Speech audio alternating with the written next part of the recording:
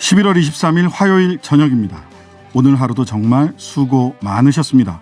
날마다 새로운 퇴근길 시사 맛집 신장식의 신장개업, 오늘도 문 활짝 열었습니다. 저는 주인장 신장식입니다. 전두환 씨, 오늘 서울 연희동 자택에서 지병으로 숨을 거뒀습니다. 향년 90세. 1.12 군사 쿠데타 동지였던 노태우 씨 사망 이후 한 달이 채 지나지 않았는데요. 끝내 사과는 없었습니다.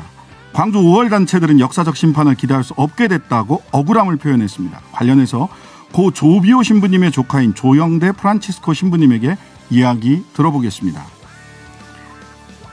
일상으로 돌아간다. 그 양반 나한테 묻지 마라. 국민의힘 선대위 구성을 두고 김종인 전 비대위원장과 윤석열 후보 갈등의 골이 깊어지고 있습니다. 국민의힘 선대위 언제 어떤 모습으로 출범하게 될지 윤희석 전 윤석열 캠프 공보특보와 이야기 나눠보겠습니다.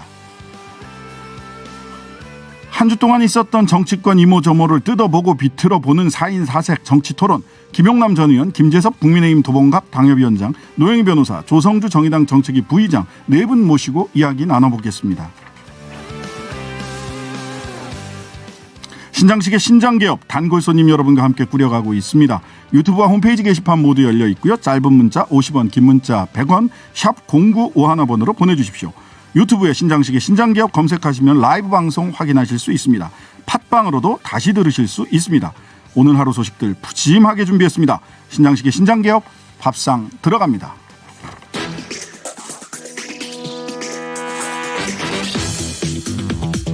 퇴근길 오늘의 뉴스를 깔끔하게 정리해드립니다. 옥석을 가리는 신장개업 뉴스브리핑, 헬마우스 임경빈 작가, 시사저널 구민주 기자 오셨습니다. 안녕하세요. 안녕하세요. 네, 날이 많이 추워졌습니다. 예. 전두환 씨가요, 오늘 오전 연희동 자택에서 오전 8시 40분이라고 하던데요, 90세의 나이로 사망했습니다. 전 씨 사망 소식이 전해지자 장례 방식에 관심이 쏠렸는데 관련 소식 좀 전해주시죠. 네, 전 씨는 오늘 연희동 자택 화장실에서 쓰러진 뒤 숨을 거둔 것으로 전해집니다. 군사 쿠데타를 함께했던 노태우 씨가 사망한 지 28일 만인데요. 전 씨는 혈액암인 다발성 골수종 진단을 받아 치료를 받아왔습니다. 빈소는 지금 신촌 세브란스 병원에 차려졌는데요. 생전 군부 독재와 최악의 민간인 학살을 주도하고 끝내 사죄와 참회 없이 세상을 떠난 전 씨에 대해 애도보다는 분노와 아쉬움의 목소리가 더 많이 나오고 있습니다. 장례 절차는 노태우 씨 때와 달리 국가장이 아닌 가족장으로 진행되고요. 유엔은 유언에 따라 화장할 예정입니다. 전 씨의 국립묘지 안장은 이미 법률적으로 불가능한 상황입니다. 국가보훈처도 오늘 국립묘지법상 내란죄로 실형을 받은 전 씨는 국립묘지 안장 배제 대상이라고 밝혔습니다.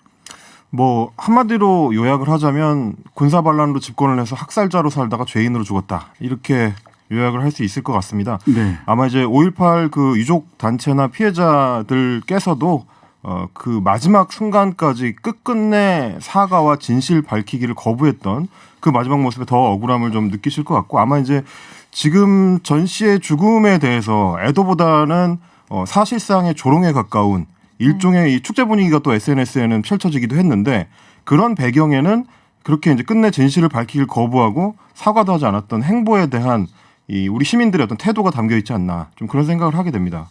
네, 그 법적 역사적 책임을 지지 않고 사망을 한 거죠. 그렇습니다. 네. 그래서 오늘 좀 저는 보도를 보면서도 여러 가지 생각을 했는데, 뭐 어떤 언론 매체에서는 이제 전두환 전 대통령이라고 호칭하기도 하고, 매체에 따라서 이제 전두환 씨라고 호칭하기도 하고 조금씩 달랐는데, 뉴욕타임즈 같은 경우는 기사 사진을 군사반란 재판 당시에 수영복을 입은 사진으로 넣었습니다. 그러면서 이제 former military dictator, 그러니까 전 군사 독재자로 이제 호칭을 했고요. 로이터 등등의 다른 외신 매체들도 좀 냉정하게 평가를 한 모습이었습니다. 부처라는 그 표현을 쓴 외신도 있었어요. 그러니까 학살자, 도살자라고 네.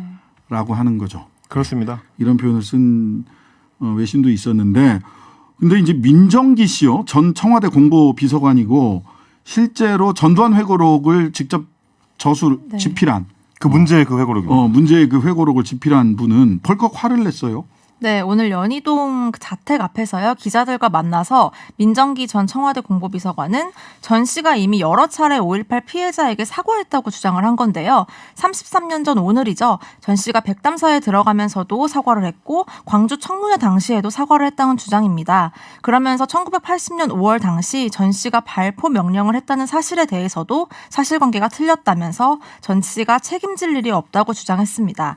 끝내 전 씨에게 책임을 묻지 못한 광주 5월 단체들은 오늘 긴급 기자회견을 열고 반성과 사죄는커녕 회고록으로 5.18 영령들을 모독하고 폄훼하며 역겨운 삶을 살았던 학살자 전두환은 지연된 재판으로 결국 생전 역사적 심판을 받지 못하고 죄인으로 죽었다면서 전두환이 죽더라도 5.18 진실은 사라지지 않는다. 죽음으로 진실을 묻을 수 없다고 밝혔습니다. 일단 2심 결심 공판이 원래 이제 다음 주 월요일에 있을 예정이었는데 그랬죠. 열리지 못하게 됐고요. 1심 결과만 보자면 징역형 집행유예로 유죄 선고를 받은 상태였습니다. 예, 징역 8월에 집행유예 2년이었습니다. 그렇습니다. 좀 정확하게 하고 싶고 지금 민정기 씨가 전 공보비서관이 밝힌 거는 사실은 사실관계를 호도하는 거고요. 그 당시 이제 오죽했으면 골목 성명이라는 조롱이 있었을 정도로 도망치듯이 떠나는 순간에도 제대로 된 사죄를 안 했다는 비판을 받았었고 굉장히 당당했어요. 네, 말도 안 되는 옆에 자기 그 측근들 쫙 병풍처럼 둘러 세우고요. 골목에서. 그러니까요. 시간이 좀 지났다고 이제 국민들이 잊어버렸을 거라고 착각하시는 것 같은데 절대 그렇지 않고요. 네. 결국에는 뭐 우리가 이제 사형 선고 1심에서 사형 선고를 군사 반란 재판 당시 했었고 대법원에서 무기징역으로 이제 감형되긴 했지만 중간에 이제 사면 받은 이 안타까움이 좀 있습니다. 국민들 사이에서도 그게 좀 아쉽다는 평가들이 많은데 저는 오늘 좀 곰곰이 생각을 해봤을 때 물론 이제 90살이라는 천수를 누리긴 했지만 네. 이 학살자가 오래 살아나오면서 어떻게 보면 자기가 독재자 시절에 세웠던 모든 가치들이 시민혁명에 의해서 무너지고 그 폐허 위에 우리 시민들이 다시 선진 조국을 세우는 과정을 다 지켜봐야 했다. 그리고 그 자신은 뭐 이제 3살부터 80살까지 모든 시민들의 일종의 이제 조롱감이 되어서 29만 원짜리의 어떤 비루한 삶으로 기억되게 된 것. 그리고 마지막까지도 사과하지 못하는 모습을 국민들이 계속 질타하는 끝에 사망했다는 것이 어떻게 보면 대한민국이라는 공화국다운 어떤 복수가 아니었는가. 뭐 그게 이제 우리의 품격이 아니었는가. 뭐 또 그런 생각을 또 해봤습니다. 저는. 문제는 전두환은 같지만 전두환의 시대가 모두 청산됐느냐, 완벽히 청산됐느냐. 그 부분은 오늘 민정기 씨의 발언을 통해서도 온전히 청산되지 못했다라고 하는 아쉬움을 남길 수밖에 없습니다. 특히 쿠데타 빼고는 정치는 잘한 것 아니냐라는 발언이 아직도 우리 사회에서 통용될 수 있다는 점 결국 사과는 했지만 이것이 전두환에 대한 온전한 청산, 전두환 시대의 온전한 청산의 과제는 여전히 우리에게 남아있다라고 하는 생각을 하지 않을 수 없었습니다. 대선 후보들을 비롯해서 정치권의 평가도 쏟아졌습니다. 윤석열 후보는 2시간 만에 입장이 바뀌었죠. 네, 우선 윤석열 후보의 입장부터 좀 변화를 좀 보면요. 오전까지만 해도 조문을 언제 갈지 모르겠지만 전직 대통령이시니까 가야 되지 않겠나라는 입장을 밝혔었다가요. 불과 2시간 만에 당을 통해서 조문을 하지 않기로 결정했다면서 입장을 바꿨습니다. 아마 점심자리를 함께했던 인사들로부터 조문을 가지 마라라는 당부를 들은 것으로 전해지고요. 또 가장 먼저 입장을 밝힌 대선 후보는 이재명 민주당 후보였습니다. 전 씨 사망 속보가 뜬 지 1시간도 되지 않아서 전 씨는 명백하게 확인된 것처럼 내란 학살 주범이라며 조문은 생각하지 않고 있다고 밝혔고요. 민주당 송영길 대표도 민주당은 조화, 조문, 국가장 모두 불가라는 입장을 냈습니다. 그 이제 오늘의 윤석열 후보의 혼란을 보면서 저는 좀 이해가 안 갔던 면이 일단 이미 지난달에 엄청난 소동을 그렇죠. 겪었지 않습니까? 네. 전두환 소위 말하는 전두환 옹호 발언으로 인해서 엄청난 혼란을 겪었었는데 그 뒤에도 본인의 입장을 제대로 정리하지 못했던 거 아닌가라는 의문을 지금 유권자들한테 던져주는 셈이고 그리고 사실 이제 김기현 원내대표 같은 경우도 처음에 속보가 나오고 나서 이제 기자들이 질문했을 때 조금 모호한 네. 입장을 밝혔었습니다. 네. 지도부하고 이제 조문을 갈지 여부 이런 것들을 좀 상의를 해보겠다 이렇게 얘기를 했는데 사실 대한민국에서 정치인으로 활동하는 사람들이 전두환과 그 신군부들의 군사반란 그 이후에 있었던 어떤 현대사에 대해서 명확한 입장을 갖지 않고 있다가 이런 질문들 앞에서 자기 입장을 바로 밝힐 수 없다는 거 혹은 혼란이 있다는 거 이 자체는 좀 문제가 아닌가 싶어요. 표 계산이 소신과 입장 철학적 평가, 성찰보다 앞서기 때문에 벌어지는 일이라고 저는 생각합니다. 바로 그렇습니다. 그러니까 전두환 등에 대한 어떤 그 TK 쪽의 표심이 여전히 있다라는 착각이죠. 이제 그런 걸 의식하기 때문일 것 같은데 정치에 대해서 이제 단순히 무슨 어떤 세력 재편이나 뭐 권력 게임이나 이런 수준의 인식을 넘어서서 헌법 가치나 명분이나 시민들의 어떤 방향성 이런 걸 고민한다면 과연 지금 이 사안이 이렇게 혼란스러워해야 할 사안인지 저는 잘 이해가 안 됩니다. 네. 자, 국민들이 또 관심 있어하는 부분은 이겁니다. 고액 체납자잖아요. 그렇죠. 27만 원? 29만 원? 29만 원. 예, 29만 원밖에 없다. 그러면서 약 1,000억 원대의 체납액이 있습니다. 이거 어떻게 되는 겁니까? 전 씨는 우선 9억 7천만 원에 달하는 미납 지방세를 갖고 있고요. 또 956억 원의 미납 추징금을 남겼습니다. 지방세의 경우는 사망 후에도 갚아야 하는 것이 원칙이기 때문에 유족이 대신 내야 하는데요. 다만 유족이 상속을 포기할 경우 납부 의무에서는 벗어나게 됩니다. 이 경우에 세무당국에서 사망자의 재산을 공매해 세금을 징수해야 하고요.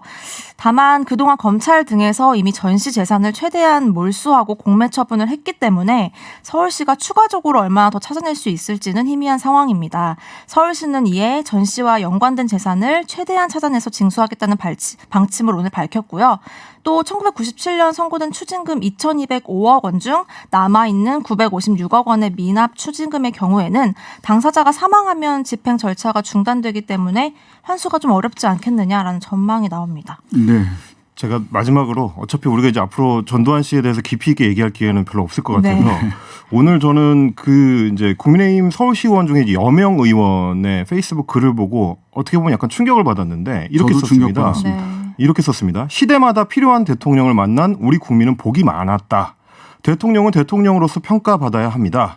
전두환 전 대통령의 명복을 빕니다. 이제 이런 내용이 담겨 있는 글이었습니다. 어떻게 보면 그 당시 시대 5공화국 시절에는 우리 국민들이 딱 맞는 대통령을 만난 게 아니었느냐라는 평가로 보일 수 있는 글인 거고. 그런 평가로 보여요. 80년대에는 광주에서라도 시민을 학살하고 군부 독재가 연장되는데 역할을 할 수 있는 그런 대통령이 필요했다. 이렇게 해석되지요. 그렇죠. 네. 그래서 사실 저는 지금 국민의힘이 보여주고 있는 이런 혼란이 과연 본인들이 주장하고 있는 어떤 정당 정체성에도 맞는지 한번 반성이 필요하지 않을까라는 생각이 드는 게 오늘 당 홈페이지에 들어가 봤는데 국민의힘 홈페이지에 당의 역사란에 보면 한나라당에서부터 당의 역사가 시작되는 걸로 돼 있습니다. 민정당을 뺐죠. 그렇습니다. 전두환의 민정당과 절연하겠다라는 어떤 의지를 보여주는 걸 텐데 소속 그 정치인들도 그런 입장을 좀 같이 공유하고 명확한 입장을 밝힐 수 있었으면 앞으로는 참 좋겠다.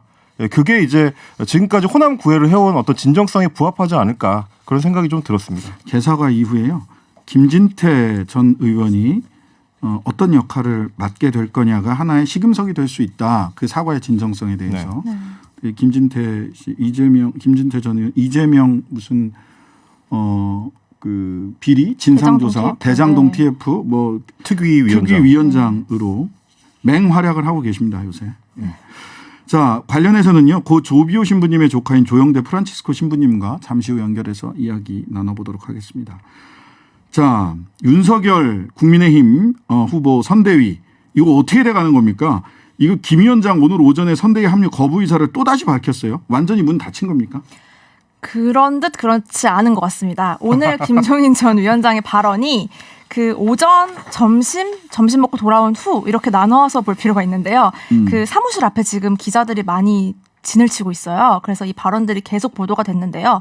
우선 오전 출근길엔 더 이상 정치 문제에 대해 얘기하고 싶지 않다. 내 일상으로 회귀한다며 단호히 말했고요. 윤 후보와 통화를 했느냐는 질문에도 더 얘기할 필요가 없기 때문에 안 한다고 밝혔습니다. 이후 점심을 먹으러 나가는 길에도 그 총괄 선대위원장 그게 무슨 대단한 자리라고 그러느냐며 부정적인 입장을 표했는데요. 그러면서도 윤 후보가 찾아오면 만날 것인가라고 기자들이 묻자 찾아오면 만나는 거고 거부할 이유는 없다고 밝혔습니다. 사무실로 이제 돌아온 오후에도 자신의 일상으로 돌아가겠다고 한 번 더 밝히면서도 윤 후보가 찾아오면 만날 것이라고 말했는데요. 찾아오라는 것처럼 들리기도 해요. 네, 찾아가신답니까? 윤 후보도 엄청 어제부터 아니 그건 그분한테 취재하세요. 뭐 그렇죠. 이런 식이던데. 오늘도 마찬가지였습니다. 오늘도 이제 질문을 하는 기자들에 대해서 그 내용 잘 모르겠다. 취재를 해보시라 이런 이제 그 입장을 밝히면서 네. 표현한 단어 중에 저는 귀에 쏙 들어왔던 게 그 양반 얘기는 잘 모르겠다라는 표현이 있었습니다. 이 양반 저 양반 하는 사람이 네, 있었네요. 굉장히 좀 감정이 섞여 있다는 느낌을 받았는데 제가 이제 어제도 말씀드렸다시피 사실은 지금 이 갈등 국면의 키는 결국 윤석열 후보한테 가 있습니다. 뭐 대선이라는 이게 선거는 결국에는 이제 대선 후보가 하는 거기 때문에 네. 지금 시간이 갈수록 윤석열 후보 쪽으로 더 무게 중심이 옮겨갈 수밖에 없는 상황이고 어떻게 보면 이제 김종인 위원장이 계속 이제 그 일종의 저항을 하고 있지만 과연 언제까지 버틸 수 있을 것이냐 혹은 만약에 이번에 합류하지 않더라도 결국 마지막까지 끝내 김종인 전 위원장이 합류하지 않을 수 있을 것이냐 저는 거기에 대해서는 좀 회의적으로 봅니다. 네. 여전히 본인의 정치적 욕망이 있기 때문이죠. 그럼요. 네. 네. 그거 내려놓으면은 뭐 오늘의 그 말들을 좀 같이 해석을 해보면은 그걸 좀 더 명확하게 할 수 있는데 결국에는 이 시점에 제대로 세팅이 되지 않으면 선대 세팅이 되지 않으면 참여하지 않겠다라는 얘기인 거라서 세팅이 좀 바뀌거나 혹은 나중에는 좀 열어놓고 있는 그런 입장으로 볼 수가 있습니다. 근데 이 오늘 또 그러다 보니까 장제원 의원이 본인은 물러나겠다 이렇게 얘기를 했어요. 이게 좋은 수인지 저는 잘 모르겠던데 어떤가요? 장제원 의원 무슨 얘기했어요? 하도 김종인 전 위원장이 장제원 의원 때문에 이제 선대위 합류를 거부하고 있다는 얘기가 많이 돌고 실제로도 어느 정도는 영향이 있는 걸로 전해지니까 장제원 의원이 단 한 번도 윤 후보 옆에서 자리를 탐한 적 없지만 거취 문제가 계속 논란이 되고 있다. 오늘 윤 후보 곁을 떠나겠다고 밝혔는데요. 그러면서 뼈 있는 말을 했습니다. 윤석열의 무대에서 윤석열 외에 어떤 인물도 한낱 조연일 뿐이다. 주목을 받으려 해서도 거래를 해서도 하려 해서도 결코 안 된다. 윤 후보님께서 원톱이 되시라라고 말해서 사실상 주목을 받으려 하고 거래를 하려 하는 것으로 보이는 김종인 전 위원장을 겨냥한 것이라는 얘기가 나오고 있습니다. 그러니까 원톱은 후보가 하세요. 네. 대놓고 저격을 한 거 사실 이 아닌가요? 단어, 그러니까 원톱이라는 단어가 김종인 위원장의 이제 거취 관련해서 계속 나왔던 말이거든요. 그러니까요. 예, 이게 이제 신삼김으로 불리는 이제 김병준, 김한김과 같이 묶이는 거 싫다. 나는 원톱 시스템으로 가고 싶다라는 의사를 계속 밝혀왔었고 언론 보도도 그렇게 나왔거든요. 근데 이제 거기다 대고 이제 장제원 의원은 정면으로 원톱은 후보가 원톱이다. 다른 사람은 없다라고 이제 이 꼬리를 박은 셈이라 가지고 윤석열 후보 입장에서는 앞으로의 선택이 굉장히 좀 쉽지 않을 것 같다라는 예감을 저는 받습니다. 이게 진짜 윤석열 후보를 위해서 쓴 글인지 저는 굉장히 의구심이 들고요. 이렇게 되면 만약 장제원 의원이 물러나서 네. 김종인 위원장이 복귀를 하면 장제원 때문에 고집 부렸다 이렇게 되는 거잖아요. 그러네요. 그렇죠. 그러니까 사실 김종인 위원장도 오늘 그 반응을 했거든요. 장 의원의 거취가 나하고 무슨 관계냐 아무 관계 없다. 그러니까 이렇게 얘기를 할 수밖에 없게 되는 겁니다. 예, 도와주는 건지 안 도와주는 건지 잘 모르겠습니다. 자, 관련해서는요, 윤희석 전 윤석열 캠프 공보특보와 잠시 후 연결해서 이야기 듣도록 하겠습니다. 자, 단계적 일상 회복 상황에서 가장 중요한 지표인 위중증 환자 수 심상치가 않네요. 오늘 최고치 경신에서 549명, 550명에 다 네. 이르렀는데 지금 상황은 어떤가요? 네, 오늘 오전 0시 기준으로 신규 1일 확진자는 2,699명으로 나타났습니다. 월요일 집계 기준으로는 사상 최다치를 기록한 건데요. 말씀하신 위중증 환자는 나흘 연속으로 500명을 웃돌고 있습니다. 전날보다도 34명이 증가해서 총 549명을 기록했습니다. 정부가 현재 의료 대응 체계 여력을 감안했을 때 안정적으로 관리 가능한 숫자로 밝혔었던 500명 선을 계속 넘고 있는 상황이고요. 사망자 역시 하루 사이 30명, 30명이나 증가했습니다. 특히 수도권 내 병상 가동률이 83.3%에 달하고 있어서 의료 체계의 과부하가 우려되는 상황입니다. 네. 지금 전문가들도 가장 우려하는 거는 위중증 환자가 늘어나는 이제 대상군이 주로 이제 위험군이 이제 고연령층이라는 것 때문에 걱정이 많고요. 그래서 지금 부스트샷을 이제 고연령층 대상으로 이제 놓고 있긴 한데 속도를 좀 내야 된다라는 평가가 많은 것 같습니다. 당장은 왜냐하면 이제 방역 체계를 과거로 되돌리기는 쉽지 않은 상황이기 때문에 네. 일단 최대한 대응할 수 있는 선에서 부스트샷 접종을 좀 높여보자. 이게 지금 기본적인 입장인 것 같습니다. 고연령층은 부스터샷을 빠르게 맞는다, 접종을 한다. 중요한 것은 이 청소년들의 접종률이 그렇죠. 네. 매우 낮죠. 네. 예, 여기에 대해서 의료적 확신이 아직 학부모들에게 부모님들에게 없는 것 같은데요. 관련해서는 전문가들은 외국에서 이미 충분히 청소년들에게도 접종의 실익이 더 크다라는 이야기를 하고 있는데 그럼에도 불구하고 확실한 신뢰를 우리 그 정부에서 주고 있지 못하는 것도 현실인 그렇습니다. 것 같습니다. 네. 조금 더 서로 간의 적극적인 소통과 적극적인 대비가 필요하지 않을까. 어느 전문가는 결과적으로 그 청소년들과 고연령층 기저질환자들에게 부스터샷이나 접종이 이루어지지 않으면 그들에게 죽음을 떠넘기는 일이 될 것이다라고 이야기를 하시는 분들도 계세요. 그러니까 이 부분은 조금 더 정부와 또 학부모들도 좀 깊이 있는 대화가 있었으면 좋겠다. 이 대화가 서로 만나서 하는 대화뿐만 아니라 서로 정보를 충분히 주고받는 대화도 있을 수 있는 거니까요. 그랬으면 좋겠다라는 생각을 하게 됩니다. 자, 걱정입니다만 우리가 지금까지 잘 헤쳐왔듯이 앞으로도 또 이 코로나19 시대를 잘 헤쳐나갈 수 있으리라 믿어봅니다. 자, 헬마우스 임경빈 작가, 시사저널 구민주 기자 감사합니다. 고맙습니다. 감사합니다.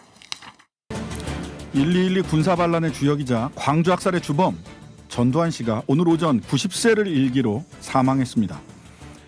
마지막까지 사과와 반성은 없었습니다.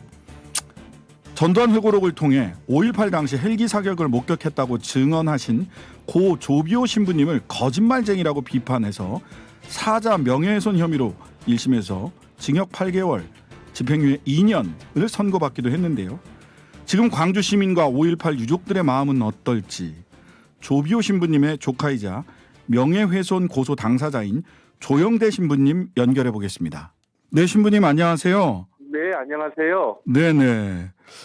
아이고 오늘 전두환 씨 사망 소식을 듣고요. 일전에 신부님께서 저희 방송 출연하셔서 네. 우리는 그가 재판이 끝날 때까지는 건강하게 살아있기를 기도해야 되는 아이러니한 현실입니다. 이렇게 예. 말씀하셨던 게 제일 먼저 기억이 예, 예. 났습니다. 네. 오늘 전두환 씨의 죽음 어떤 심정으로 보고 계십니까? 네, 좀 너무나 좀 허망하고 네. 또 한스럽습니다. 예, 제가 3년의 세월을 이 법정 다툼을 이렇게 해오면서 그러셨죠. 얼마나 가슴앓이를 했는데 네. 결국에 저희들이 진심으로 바랬던 그 사자 명예훼손 부분이려니와 네. 사실은 5.18 진상을 규명해내기 위해서 전두환의 사죄를 받아내고 네. 그렇게 해서 이제 정말로 광주에 대한 왜곡과 폄훼의 역사가 더 이상 일어나지 않고 그렇게 해 나가기를 바라면서 이 재판을 계속 해왔던 것인데 저렇게 끝까지 사죄도 없이 저렇게 그 사망을 해버리고 나니까 네네. 얼마나 지금 너무나 좀 안타깝고 뭐 애도의 심정이군커녕 네. 분노가 치뭅니다.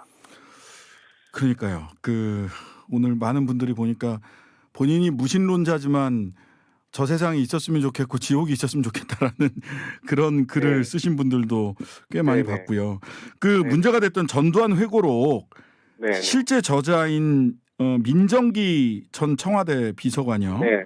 네. 근데 오늘 왜 사죄한 사실이 있느냐라고 물어보니까 5.18과 관련이 없고 사죄하라는 얘기는 뭐 정확하게 육하원칙에 따라서 이런 일이 있었는데 여기에 대해서 사죄했느냐라고 물어봐야지. 이거 원님 재판 아니냐.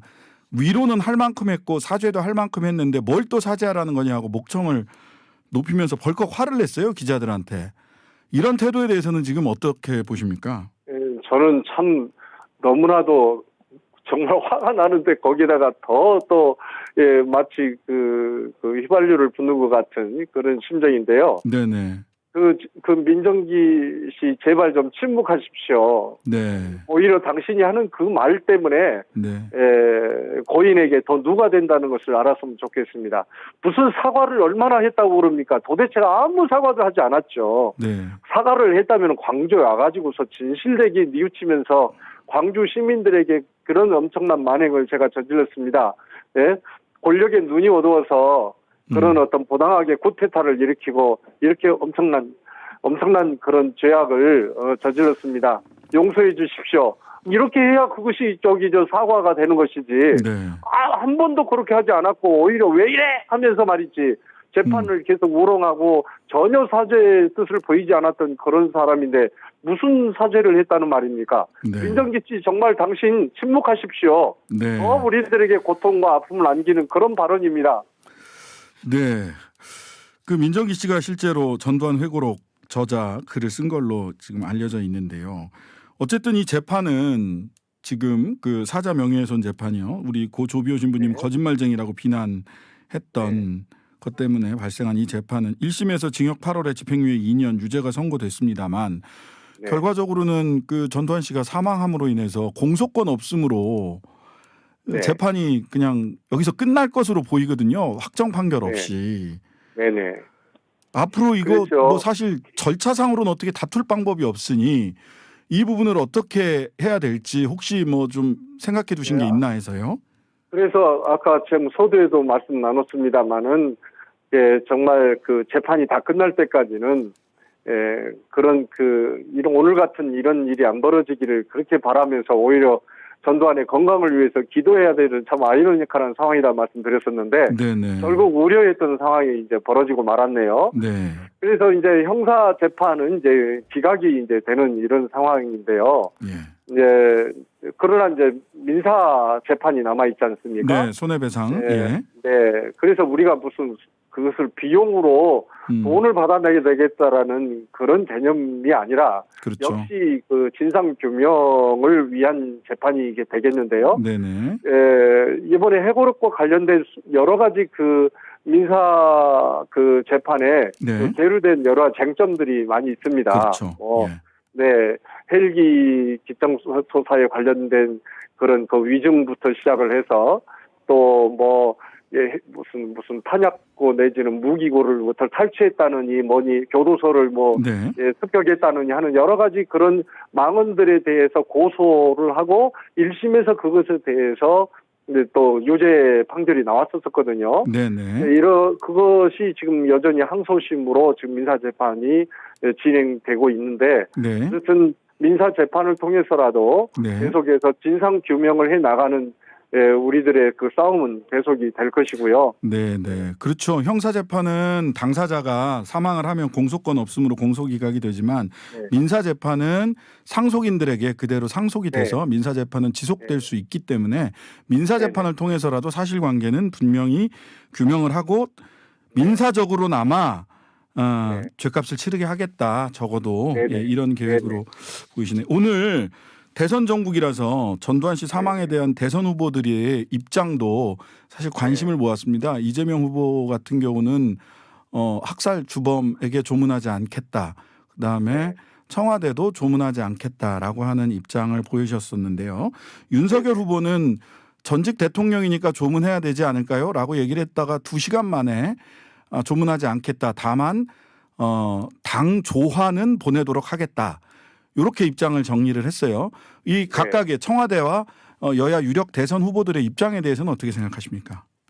예, 당연히 전두환의 경우는 정말로 얼마나 사형 선고까지도 받았고 정말로 그 반란을 일으킨 수괴범 아니겠습니까?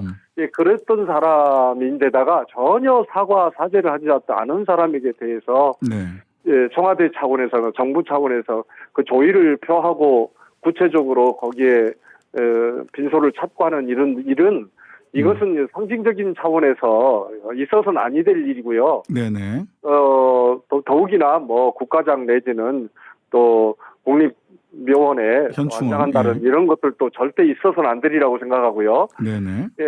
이제 윤석열 씨와 관련하여서는 자꾸 말 바꾸기를 자주 하시니까 이번에도 또 그렇게 말 바꾸기로 하시는구나 하는 생각이 드는데 광주에 대해서 뭘 제대로 모르신 분이시잖아요. 우리의 광주의 아픔을 뭐 조금이라도 아시는 분이 아니시기 때문에 여기 와서 무슨 사과한답시고 해도 그것도 거의 쇼성이 강하고 보여주기식이었다.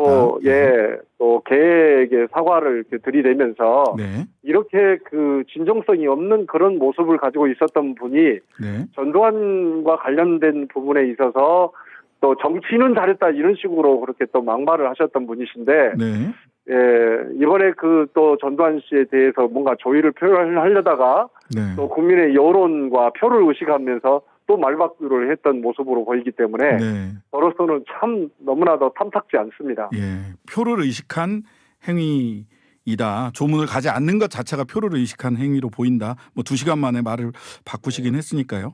자, 네.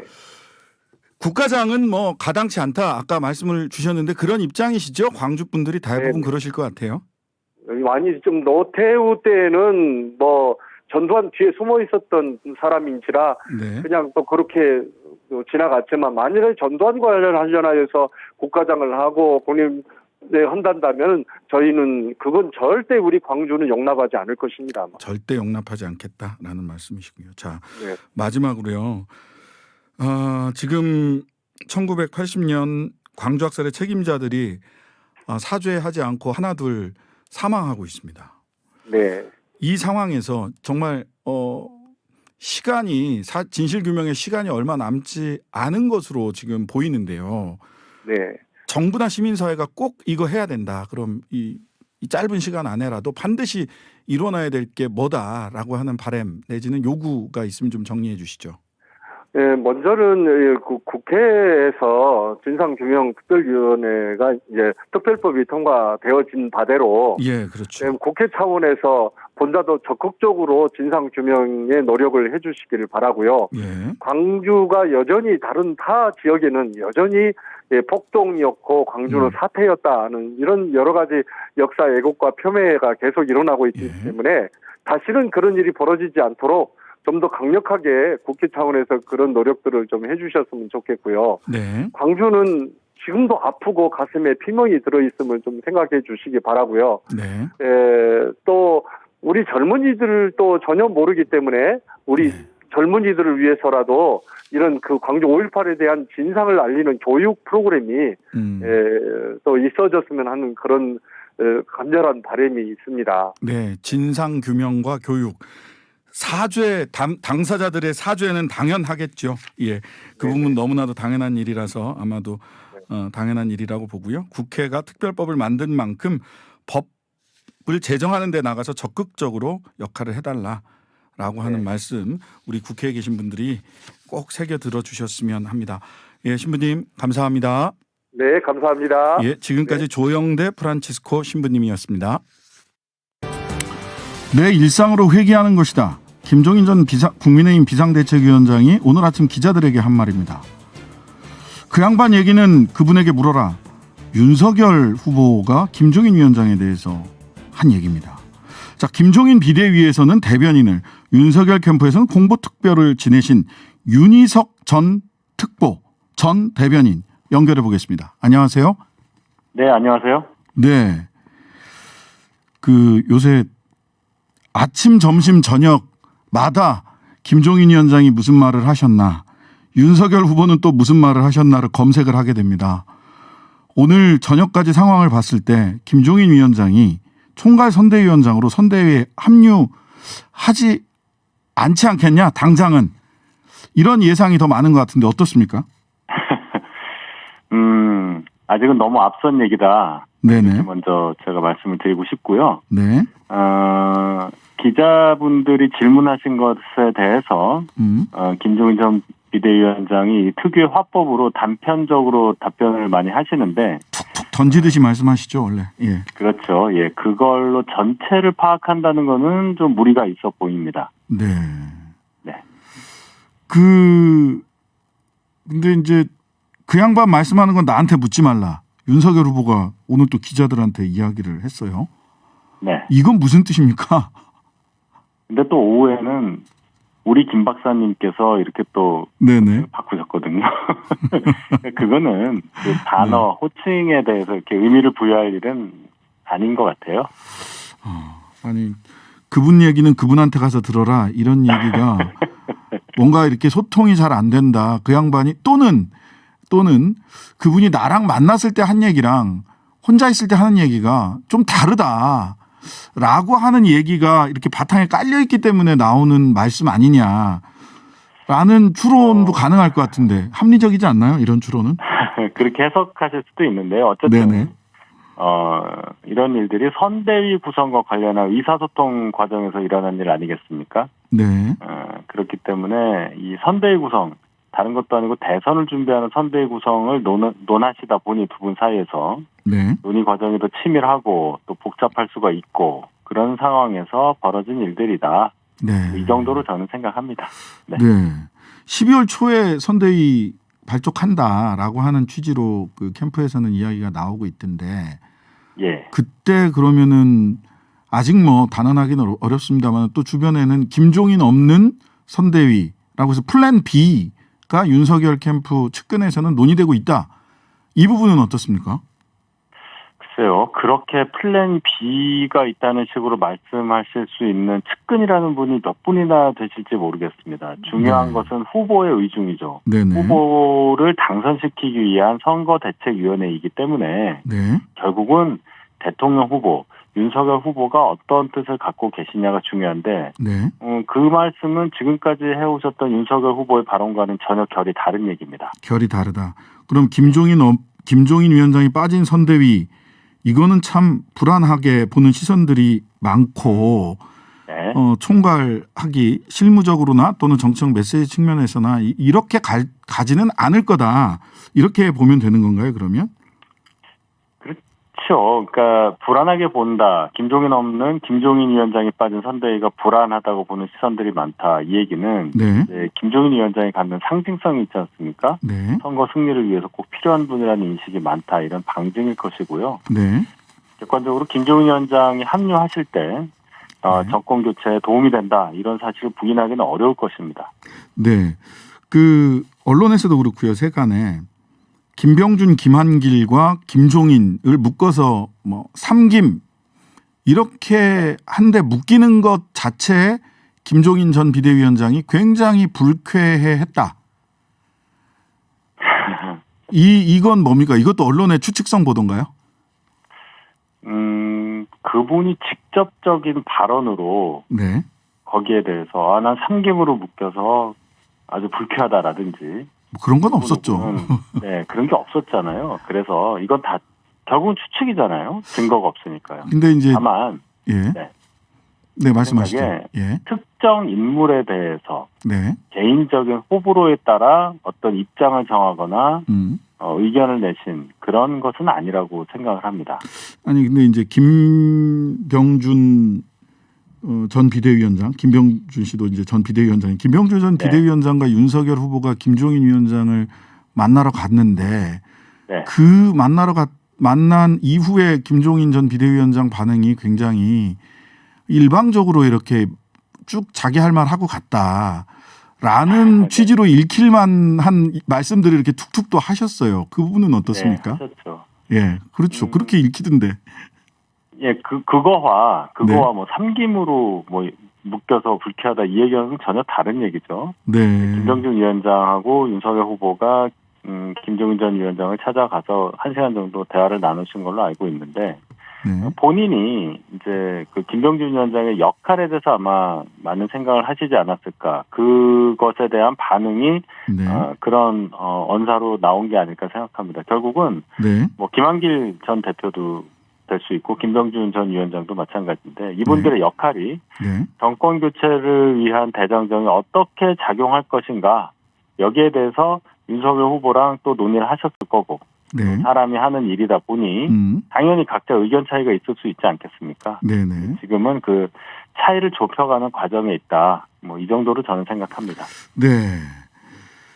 그 장제원 의원이 오늘 후보 곁을 떠나겠습니다. 네. 라는 얘기를 했어요. 네. 이렇게 되니까 마치 김종인 위원장이 장제원 의원 때문에 선대위에 합류하지 않은 것처럼 뭐 이렇게 보이게 하는 효과가 나오고 있는 게 아닌가 그래서 장제원 의원이 이게 이렇게 얘기하고 가는 게 더군다나 후보가 원탑입니다. 이게 원탑이라는 의미를 그건 원탑은 김종인 전 비대위원장을 가리키는 말로 요즘 이 사용해 왔잖아요. 근데 후보가 원탑입니다. 저는 후보 곁을 떠납니다. 이게 지금 김종인 위원장 오라는 말인지 오지 말라는 말인지 해석이 분분합니다. 장제원 의원이 후보가 아니잖아요. 네네. 장제원 의원은 후보에 대한 본인의 감정과 소회를 밝힌 걸로 생각을 하고요. 네.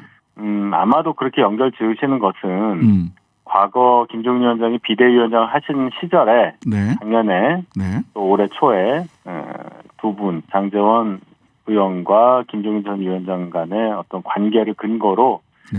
추측하실 수 있는 부분이 분명히 있다고는 생각합니다. 네. 명시적으로 그렇게 뭐 밝혀지거나 뭐 네. 거기에 대해서 어떤 두 분 사이에서 말씀이 오간 건 없기 때문에 네. 그 정도로 생각을 하고요. 어쨌든 오늘 네. 장제원 의원이 윤석열 후보 곁을 떠난다고 말씀을 하셨으니까 네. 김종인, 장제원 두 분 간의 관계에 대한 얘기는 이제는 더 이상 의미가 없는 얘기가 되겠다. 저는 이렇게 봅니다.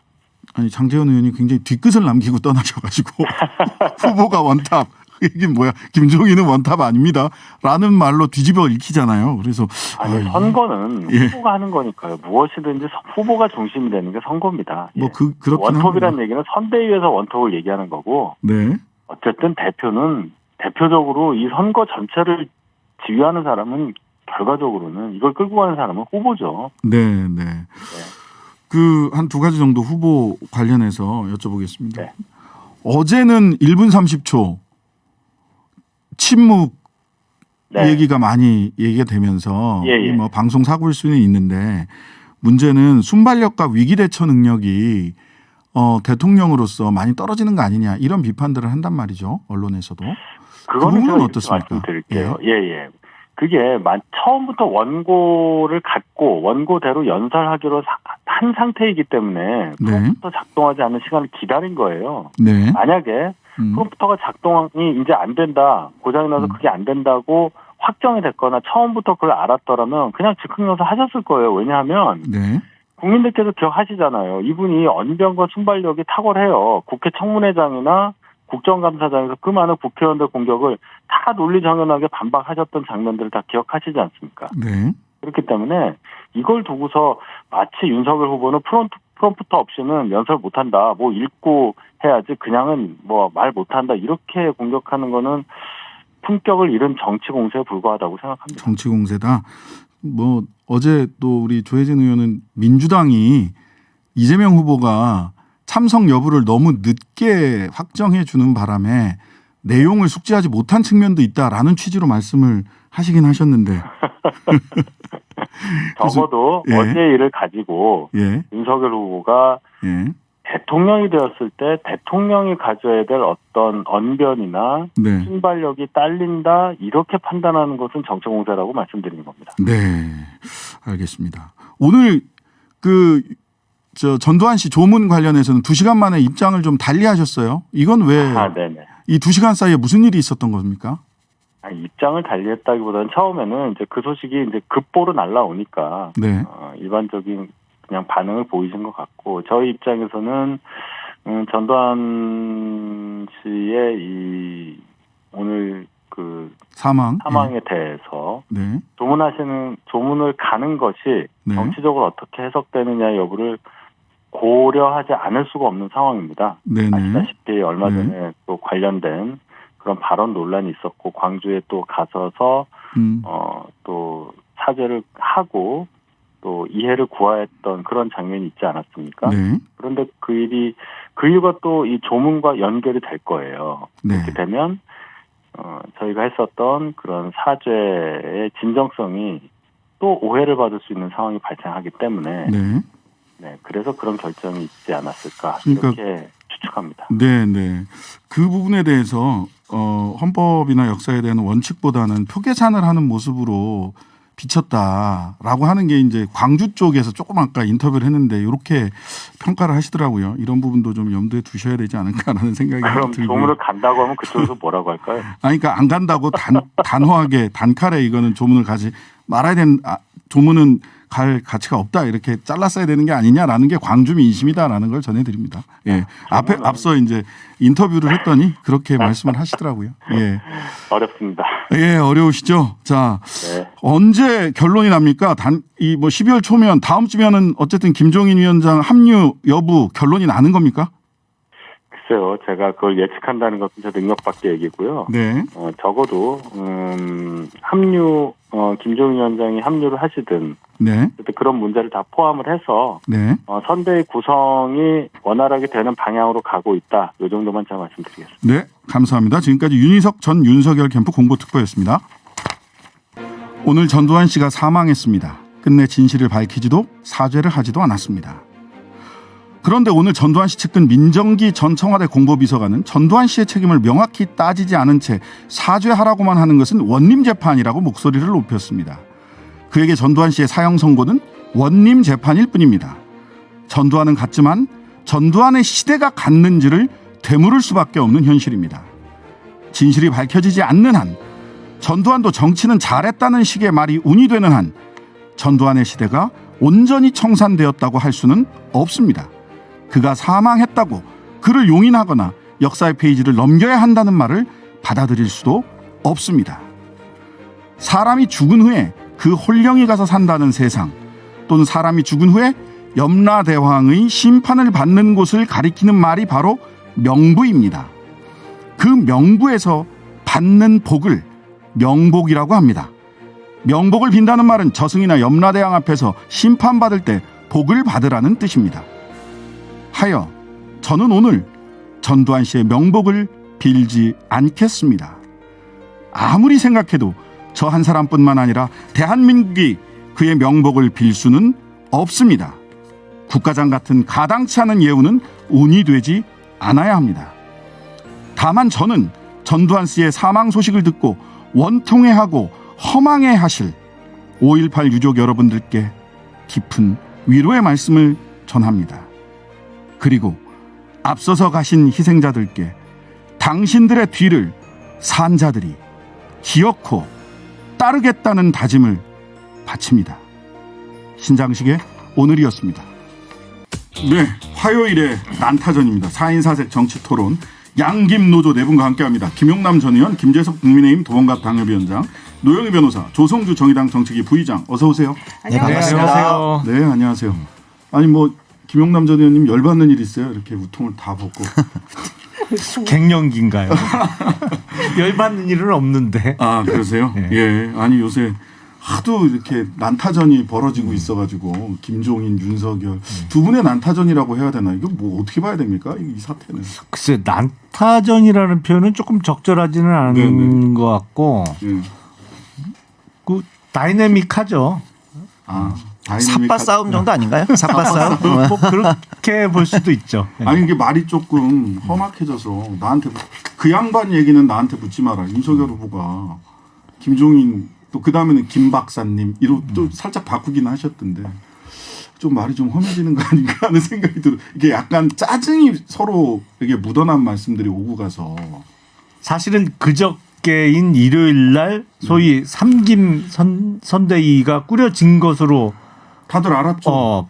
보도가 되고 다들 그렇게 알았잖아요. 그때 막 저희도 박수를 쳤어요. 왜냐하면 그 세 분을 한 곳에 이렇게 모은다는 게 엄청 어려운 일이거든요. 그게 생각보다 엄청 어려워요. 그래서 칭찬받았잖아요. 윤 후보가 참 능력이 있다. 이렇게. 아니 그래서 이 정치 신인인데 이 정치력이 소위 내공이 대단하다. 그러면서 막 박수를 쳤는데 하루가 안 가서 이게 약간 틀려졌어요. 이게 분위기가. 그래서 지켜보이는 저희도 조금 뭐랄까요. 좀 짜증이 날 수 있는 상황인데 후보는 뭐 더 할 수 있겠죠. 그 양반 얘기는 그 사람한테 가서 물어봐라. 그 얘기 뜻이 무슨 뜻입니까? 노 변호사님. 그러니까 네 입으로 나를 최고로 원탑으로 해준다고 말해라. 그때까지 좀 기다리마. 이거 아니에요? 그런가요? 조성주 수장님, 뭔 얘기입니까 이게? 저는 정확한 해석은 잘 안 되는데요. 정확한 해석이 안 해석이 왜 돼요? 안 돼? 다 알잖아. 삽바 싸움이에요? 네, 저는 삿바 싸움이라고 생각하고 있고요. 여전히. 아니 후보랑 선대위원장이랑 삽바 싸움하는 게 말이 됩니까?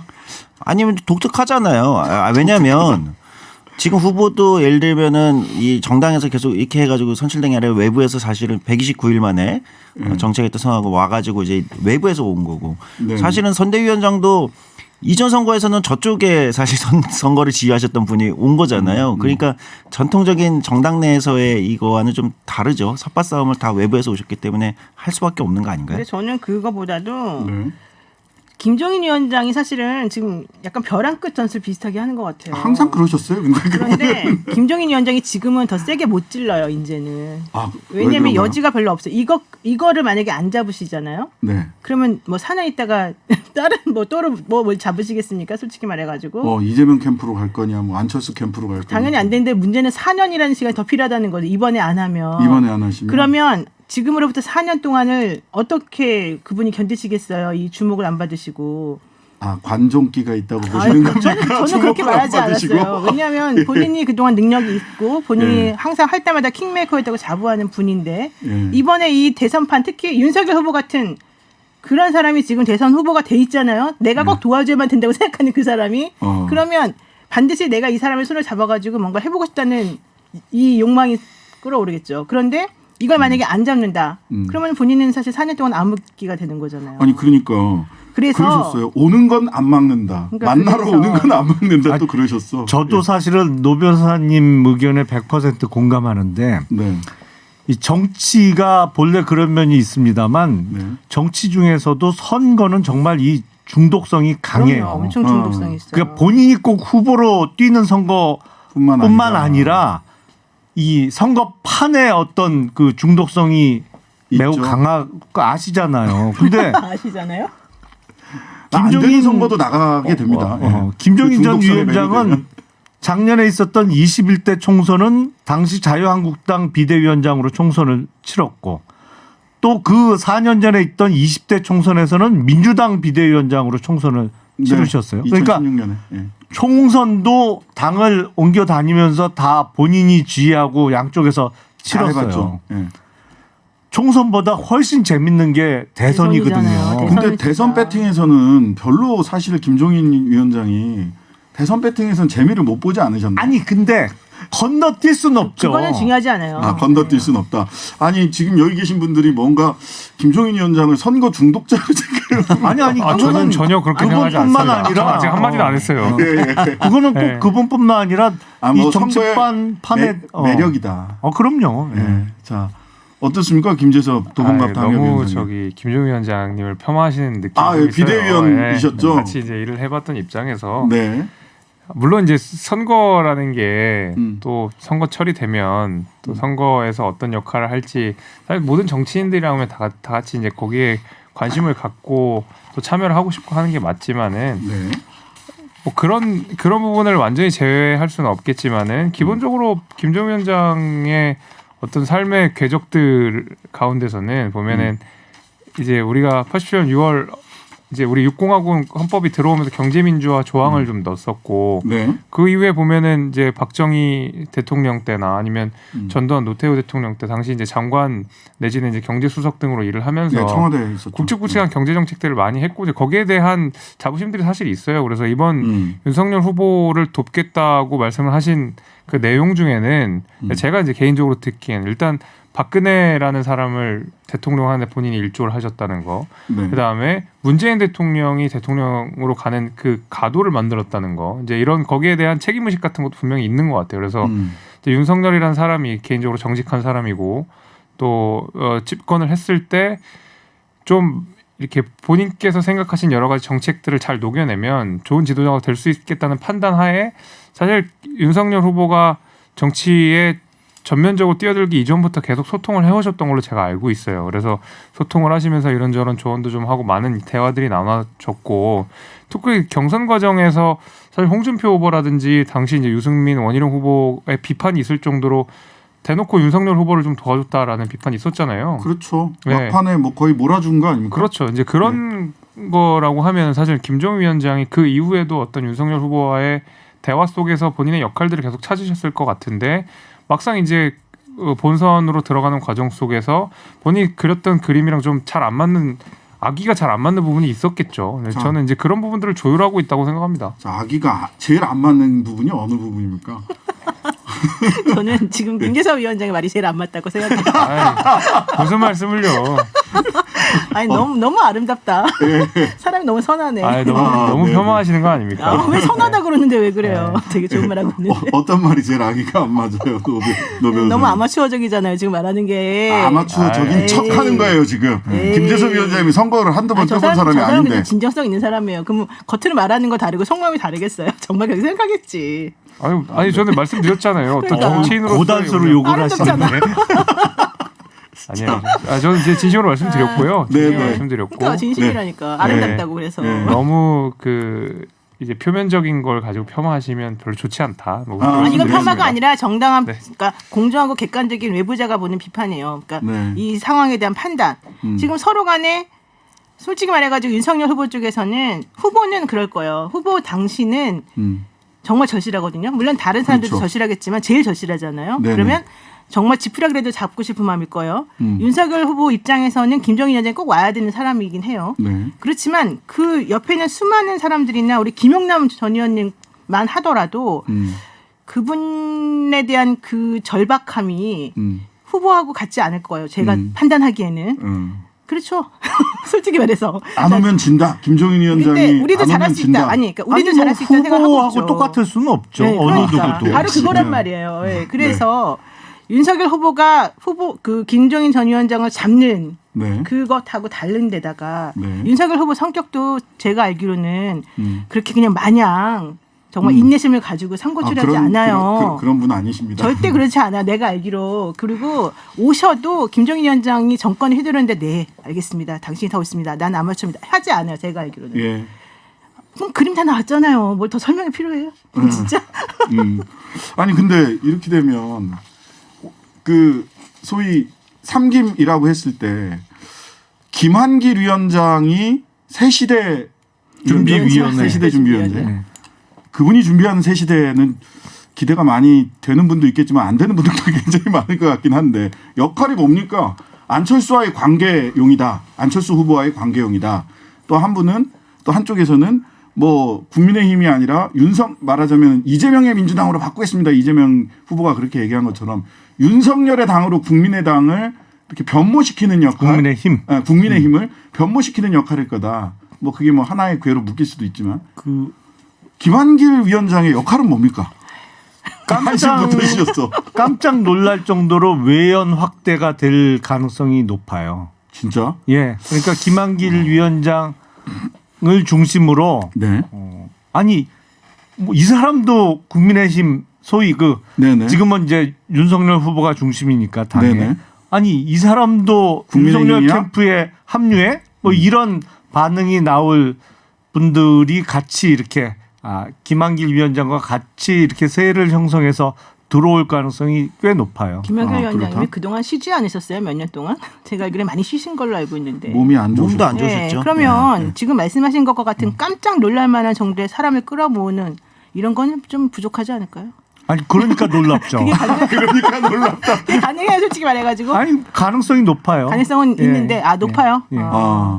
나랑 다르네 생각하는 게. 예. 김한길 위원장 역할을 어떻게 하실 거라고 보세요? 조성주. 아니 근데 저는 그 부분은 뭐 김영남 전 의원이랑 비슷할 것 같아요. 외연 확장 때문에 모셔온 거 아니겠어요? 새시대 네. 준비위원장이라는 명칭도 맡은 이제 그렇고. 명칭도 그렇고 예. 결국은 이제 전통적으로 이제 국민의힘 또는 뭐 보수 쪽에 이제 경도된 이런 인사들 외에 조금 중도나 뭐 이런 쪽으로 좀 다양한 사람들을 좀 끌어올 수 있지 않겠냐 이런 걸로 모셔왔다 이렇게 보이죠. 뭐 김병준 위원장 같은 경우는 뭐 김병준 위원장은 뭡니까? 뭐 원래 정책 이런 거니까 뭐 그런 쪽으로 좀 왔고 정책. 여기도 조금 더 외연을 좀 끌어당기겠다 정책. 이런 생각일 것 같아요. 네. 정책. 임태희 전 비서실장이 원래 뭐 정책을 총괄한다 이런 얘기가 있었는데 임태희 비서실장은 어떻게 되는 겁니까? 혹시 아세요? 우리 저는 역할? 캠프에 소속돼 있지 않은 아웃사이더라서 잘 모르겠습니다만은 예. 김한길 위원장님은 저랑 제가 이제 어렸을 때 이제 한참 정치 활동을 많이 하셨던 분이라서 네. 사실 잘은 모릅니다. 그러니까 네, 약간 네. 뭐 신문 기사나 뭐 옛날 자료들만 보고 네. 좀 알고 있겠지만 후보의 생각이 있겠죠. 김한길 위원장이 그 전부터 뭐 호흡을 해왔다고 알고 있고 그다음에 또 예, 뭐 어떤 확장성이라는 면에서 후보의 어떤 정무적 판단이 들어간 거 아니겠습니까? 저도 네. 정확한 내막은 잘 모르겠습니다. 사실 근데 이런 얘기도 있습니다. 사실 뭐 삼김선대위, 상김선대위 그러지만 김한길 위원장이나 김병준 전 비대위원장 이 상임선대위원장인데 김병준 전 비대위원장이 이준석 대표랑 둘이 상임선대위원장이잖아요. 예, 그렇습니다. 당의 조직을 움직이는 건 당 대표지 김병준일 수 없을 거고 그렇지 않습니까? 상임선대위원장. 그다음에 김한길 위원장도 뭐 많이 편찬하시고 했기 때문에 사실은 후보와 권성동 이게 한 라인이고 나머지는 전부 다 사이드 아니냐 냉정하게 얘기하면 그런 평가도 있어요. 한 라인이야 당연히 후보 중심이죠. 후보랑 권성동 둘이 선거하는 거 아니냐. 아니 권성동 의원이 후보하고 뭐 그 동급일수야 없는 거고. 아니, 뭐 후보 중심이죠. 그리고 네. 임태희 전 비서실장은 원래 정책 쪽 총괄 얘기가 있었어요. 그런데 그랬죠. 중간에 뭐 총괄 상황실장으로 네. 뭐 얘기가 또 나왔다가 아직은 네. 그 정해진 바는 없는 상황이에요. 지금.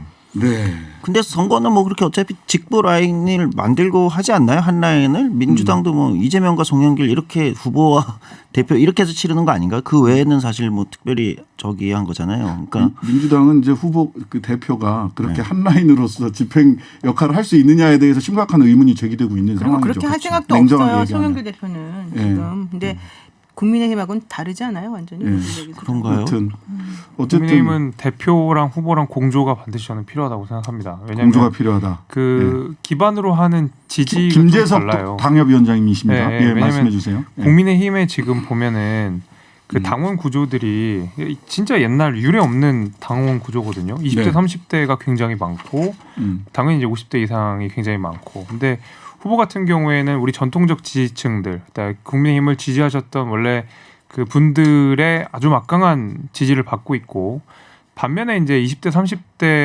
30대가 윤석열 후보가 좀 부족하다고 알려져 있는데 네. 이준석 후보는 또 그들의 지지를 또 받고 있잖아요. 네네. 그래서 사실 이제 물과 기름처럼 약간 성질이 다른 이 지지자들이 그다음에 당원들이 한 컵 안에 있기 때문에 저는 각각의 공조를 통해서 이 국민의힘이라는 어떤 이 플랫폼을 조금 더 공고히 만들 필요가 있다고 봅니다. 그래서 송영길 대표랑 이재명 후보는 사실 뭐 둘이 시너지가 별로 없어요. 뭐 그냥 고만고만한 시너지인데 사실 여기는 둘이 합쳐지면은 확실히 파이가 커지니까. 근데 그거는 윤석열 후보가 지금 뭐 최근에 조금 뭐 조정 국면이 있는 것 같긴 합니다만은 뭐 거의 두 자릿수 이상으로 이재명 후보를 앞서가는 상황에서 뭐 당대표 김종인 뭐 이런 분들이랑 힘을 합칠 필요 있나? 지금 이대로 쭉 가면 이길 수 있는데 이렇게 생각할 수 그렇게 있지 않나? 조성주입니다. 그렇게 설마 그렇게까지 안이하게 보지는 않을 거예요. 국내의힘이 얼마나 절치부심하고 있을 텐데 네네. 지난 5년에 대해서 네네. 사실 선거는 아직 많이 남았고 그렇죠. 그렇게 뭐 이대로 쭉 간다 이렇게 보는 거 그 정도로 안이하게 본다면 뭐 제가 볼 때는 뭐 그대로 침몰을 하겠죠. 근데 이제 그렇게 안이하게 보지 않기 때문에 제가 볼 때는 외연 확장을 위해서 뭐 여러 복잡한 이야기가 있어도 아까 말씀드린 김한길, 김병준, 뭐 김종인 위원장까지 이제 모시려고 하는 거 아닐까. 네네. 저는 뭐 이렇게 보입니다. 그래서 지금의 국민의힘의 행보는 선거 관련된 행보는 저는 뭐 선거를 준비하고 다져가는 과정으로만 본다면 뭐 저야 이제 정책이나 이념에 동의하지 않지만 그런 과정으로 본다면 사실 굉장히 탄탄한 행보를 하고 있는 거 아니냐 이렇게 보여요. 국민들의 이목도 집중시키고 있고 그런 뭐 정치적 효과가 있을 거다. 예. 자, 그 경선 후보들 오찬한다고 했는데 핵심 2명은 빠졌어요. 국민의힘. 그 홍준표, 유승민 2명은 빠지고 원희룡 후보는 오찬에 참석하면서 많은 기자분들이나 여의도 통신이 종로 출마할 거다 이렇게 얘기하던데 맞습니까? 그거는 아니 서울 종로는 사실은 그냥 국회의원 선거구 251개 중에 하나가 아니고 상징성이 있는 데잖아요. 그렇죠. 뭐 정치 1번지라고 하니까. 예, 그러니까 원희룡 후보 의원도 지금은 뭐 전 후보네요. 보니까 의원도 아니고 원희룡 전 후보도 경선 과정에서 어떤 그 큰 가능성을 보여줬어요. 특히 막판 스퍼트하는 과정에서. 근데 그거를 지금 뭐 원희룡 후보가 서울 종로 나갈 거다라고 단정적으로 말하기 매우 어려운 게 네. 안철수 후보와의 단일화 문제도 남아 있거든요. 네. 그냥 뭔가 이렇게 주고받는 게 좀 있을 수 있잖아요. 협상 과정에서는. 그래서 그걸 단정적으로 얘기하기는 좀 어려운 상황이고 끊임없이 변화 가능성은 계속 남아 있을 거다 이렇게 보입니다. 그러니까 어쨌든 홍 의원은 삼김선대위를 잡탕밥이라고 얘기를 하고 유 의원은 침묵으로 난 동의하지 않아 이렇게 얘기하고 있는 것 같아요. 이 홍 의원하고 유 의원이 특히 홍준표 의원 같은 경우는 뭐 대한민국의 불행입니다 뭐 등등 굉장히 발언이 세시거든요 사실.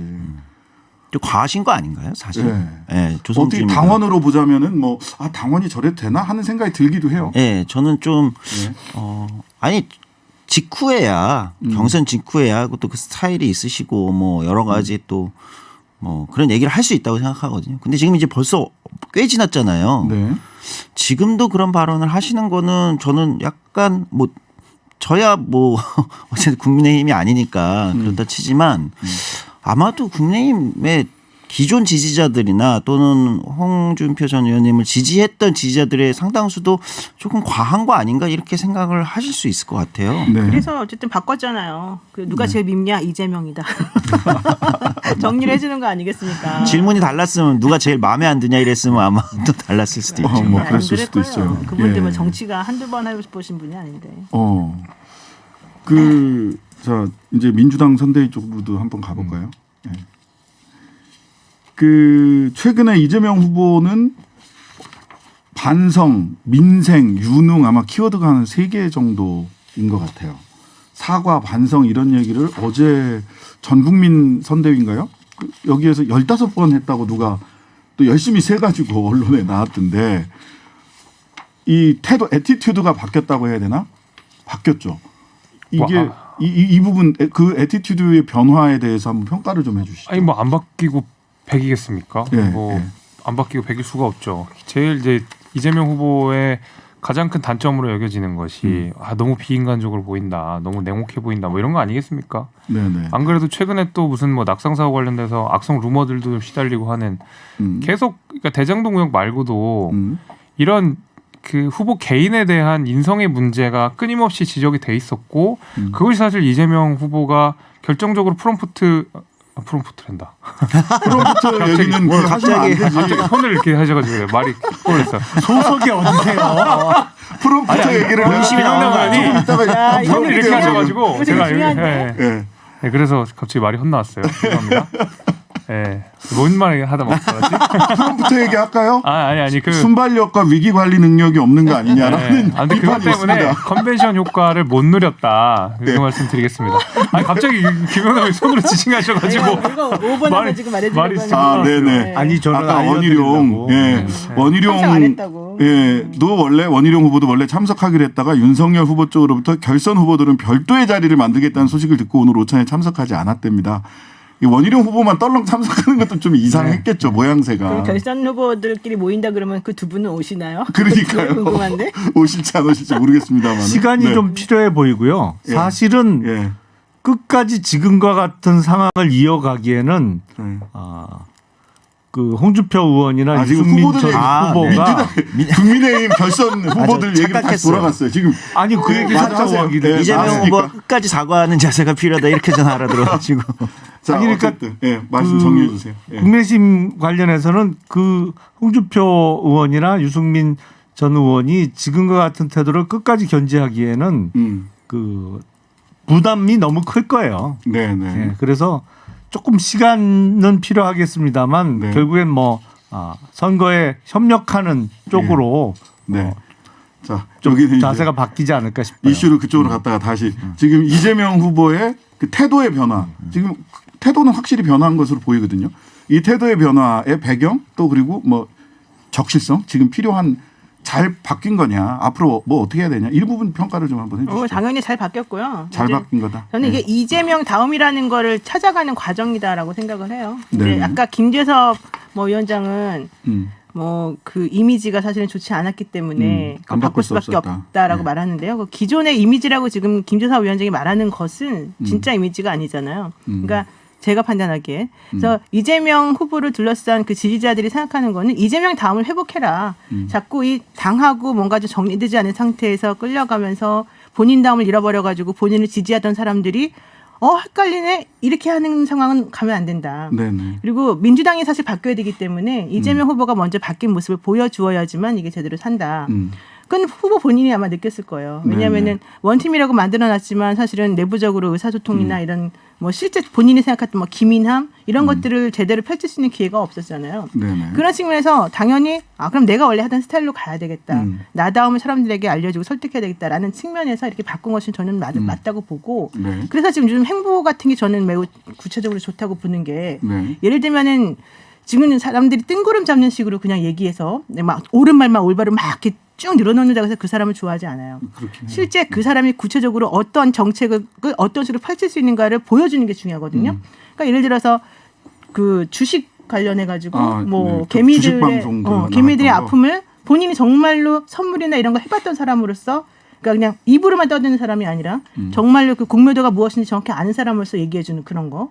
그 다음에 또 어떤 물론 옛날 얘기입니다만 어떤 초등학교에서 뭐 기본소득 관련해서 한번 실험을 한번 해봤다는 그런 건들이 기본 있었잖아요. 용돈 실험하는 네. 학교가 있었죠. 네, 그래서 그런 것들이 지금 회자되면서 정말 이분이 가지고 있는 정치는 이런 식으로 구현이 되겠구나라고 하는 걸 국민들에게 알려주는 모습인 거잖아요. 네네. 그리고 메타버스라고 하는 걸 통해 가지고 사람들에게 다가가서 어떤 식으로 내가 해야 된다라고 하는 걸 알려주는 거잖아요. 그러니까 저는 그렇게 실천하고 구체적인 행동 방안이 말로 떠드는 것하고 실제 어떤 식으로 펼쳐질 것인가를 사람들에게 보여주는 건 완전히 다르다고 생각하는데 그런 의미에서는 사실은 매우 그 실험이라기보다는 매우 좀 다른 사람들하고 다른 방식으로 좀 보여주는 거라서 참 좋다고 생각해요. 저는 약간 한마디 보태자면 네, 김재섭 도봉갑 최근에 이제 약간 액션으로 많이 보여주시는 거는 이재명 후보가 최근에 거의 1일 1실언들을 많이 하시면서 오히려 말 실수를 더 많이 한다는 지적들을 많이 받았다는 거.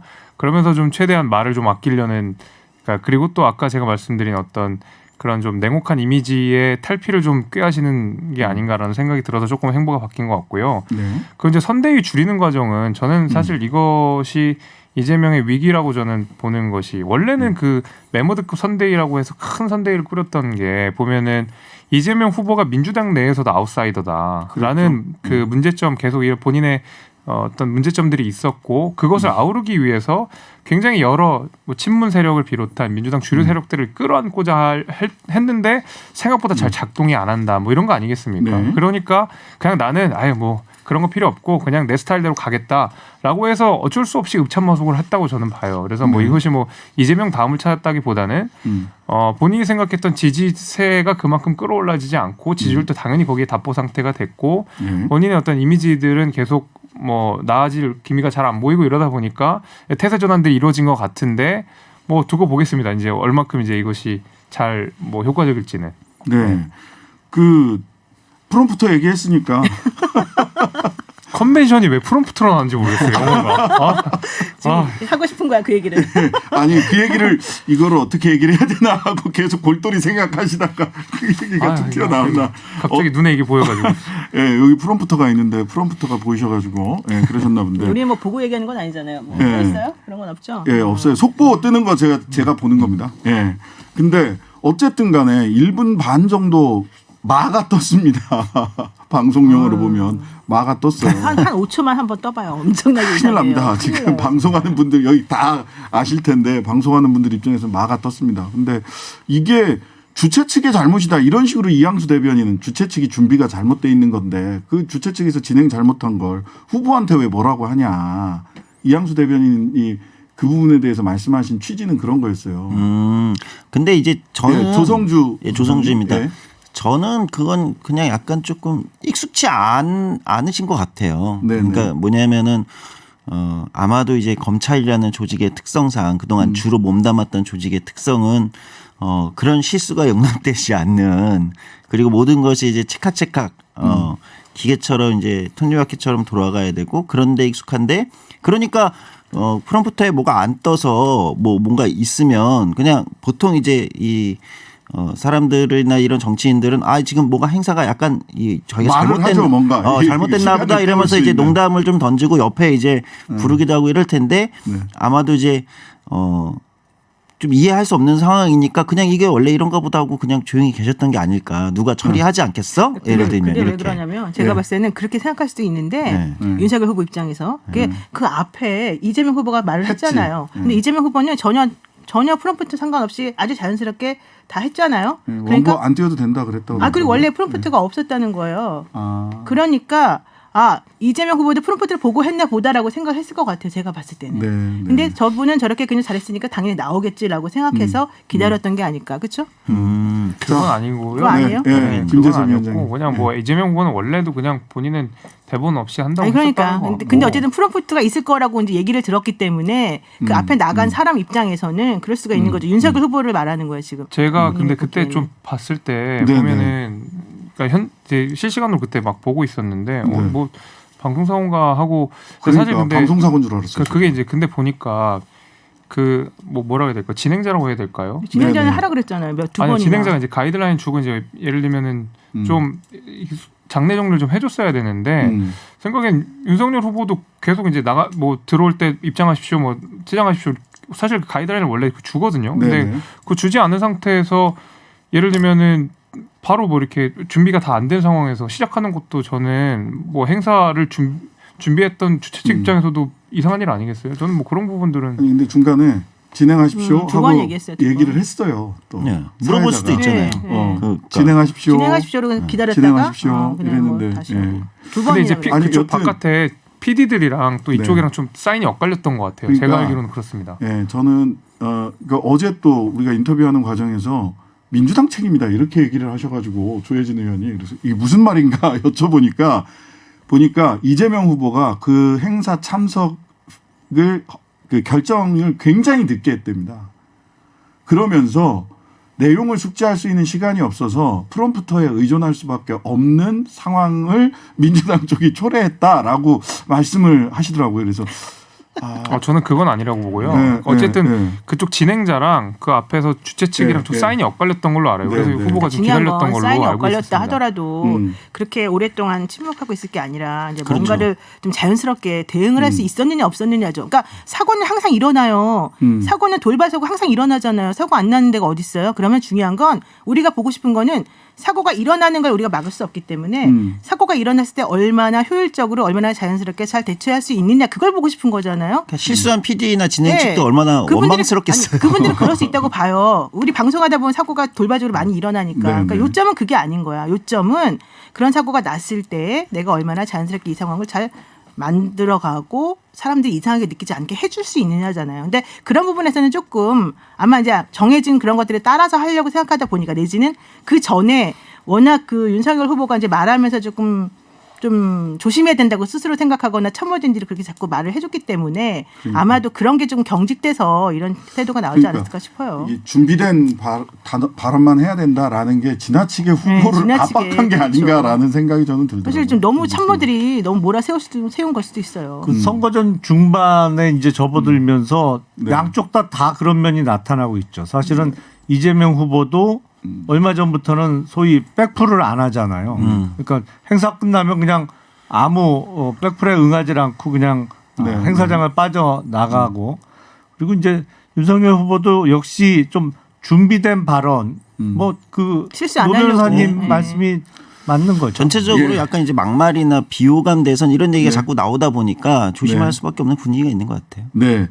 자, 프롬프터 얘기는 뭐 꺼내주셔서 제가 한 겁니다. 원래는 다른 얘기를 하려고 누가 했었는데. 꺼냈어요, 근데. 어떻게 또 김재석 국회의장에서 국민의힘 더본가 위원장, 당협위원장이 프롬프터 얘기를 국민의당 꺼내주셔서. 아니었어요? 국민의당? 자, 제3지대 얘기를 잠깐. 예. 그 정의당의 심상정 후보가 안철수, 김동연 두 분한테 제안을 한 네. 거죠. 그리고 조건 없는 만남. 그래서 양당 정치 종식과 제3지대의 그 조건 없이 한번 만나자. 그리고 안철수 후보도 일단 긍정적인 이야기를 한 것 같아요. 이 제안의 배경이 뭡니까? 근데 이제 저희는 정의당은 지금 이번 대선을 어떻게 좀 보고 있냐면 그러니까 이번 대선은 이 국민의힘 그다음에 이제 민주당이라고 되는 양당 체제를 어쨌든 변화시켜야 된다. 이걸 바꾸는 것이 이번 대선의 정치에 굉장히 중요한 의미다 이렇게 규정을 하고 있기 때문에 네. 그러니까 이제 양당 체제에서 이제 공수 교대만 계속 해오면서 정작 이제 시민의 삶이 바뀐다든지 나아진다든지 이런 게 보이지 않기 때문에 이런 게 문제의식이기 때문에 양당 체제의 문제의식을 갖고 있는 세력이 일단 만나서 어떤 고민들이 있는지 한번 들어보자. 우리 고민을. 그리고 양당 체제가 종식돼야 된다는 걸 이제 시민들에게 좀 알리자. 이런 이제 배경이 있지요. 그런 의미에서 제안을 한 거고 뭐 여러 가지 가능성을 좀 열어두고 있다 이렇게 말씀드릴 수 있을 것 같아요. 될까요, 근데? 일단 만나는 거는 뭐 별로 어렵지 않죠. 만날 수가 있죠. 아니, 아니 내가 게 만나는 걸 물어보는 거 아니잖아. 그러니까 만나겠지 당연히. 뭐가 될까? 그다음에 정말로 그 만나가지고 추구하고자 하는 네. 결과물이 나오겠느냐. 그 뭐 일단 만나보면 그 다음에 이제 가능성이 어떻게 될지는 뭐 만나보면 이제 뭐 생각을 해볼 수 있지 않겠어요? 네.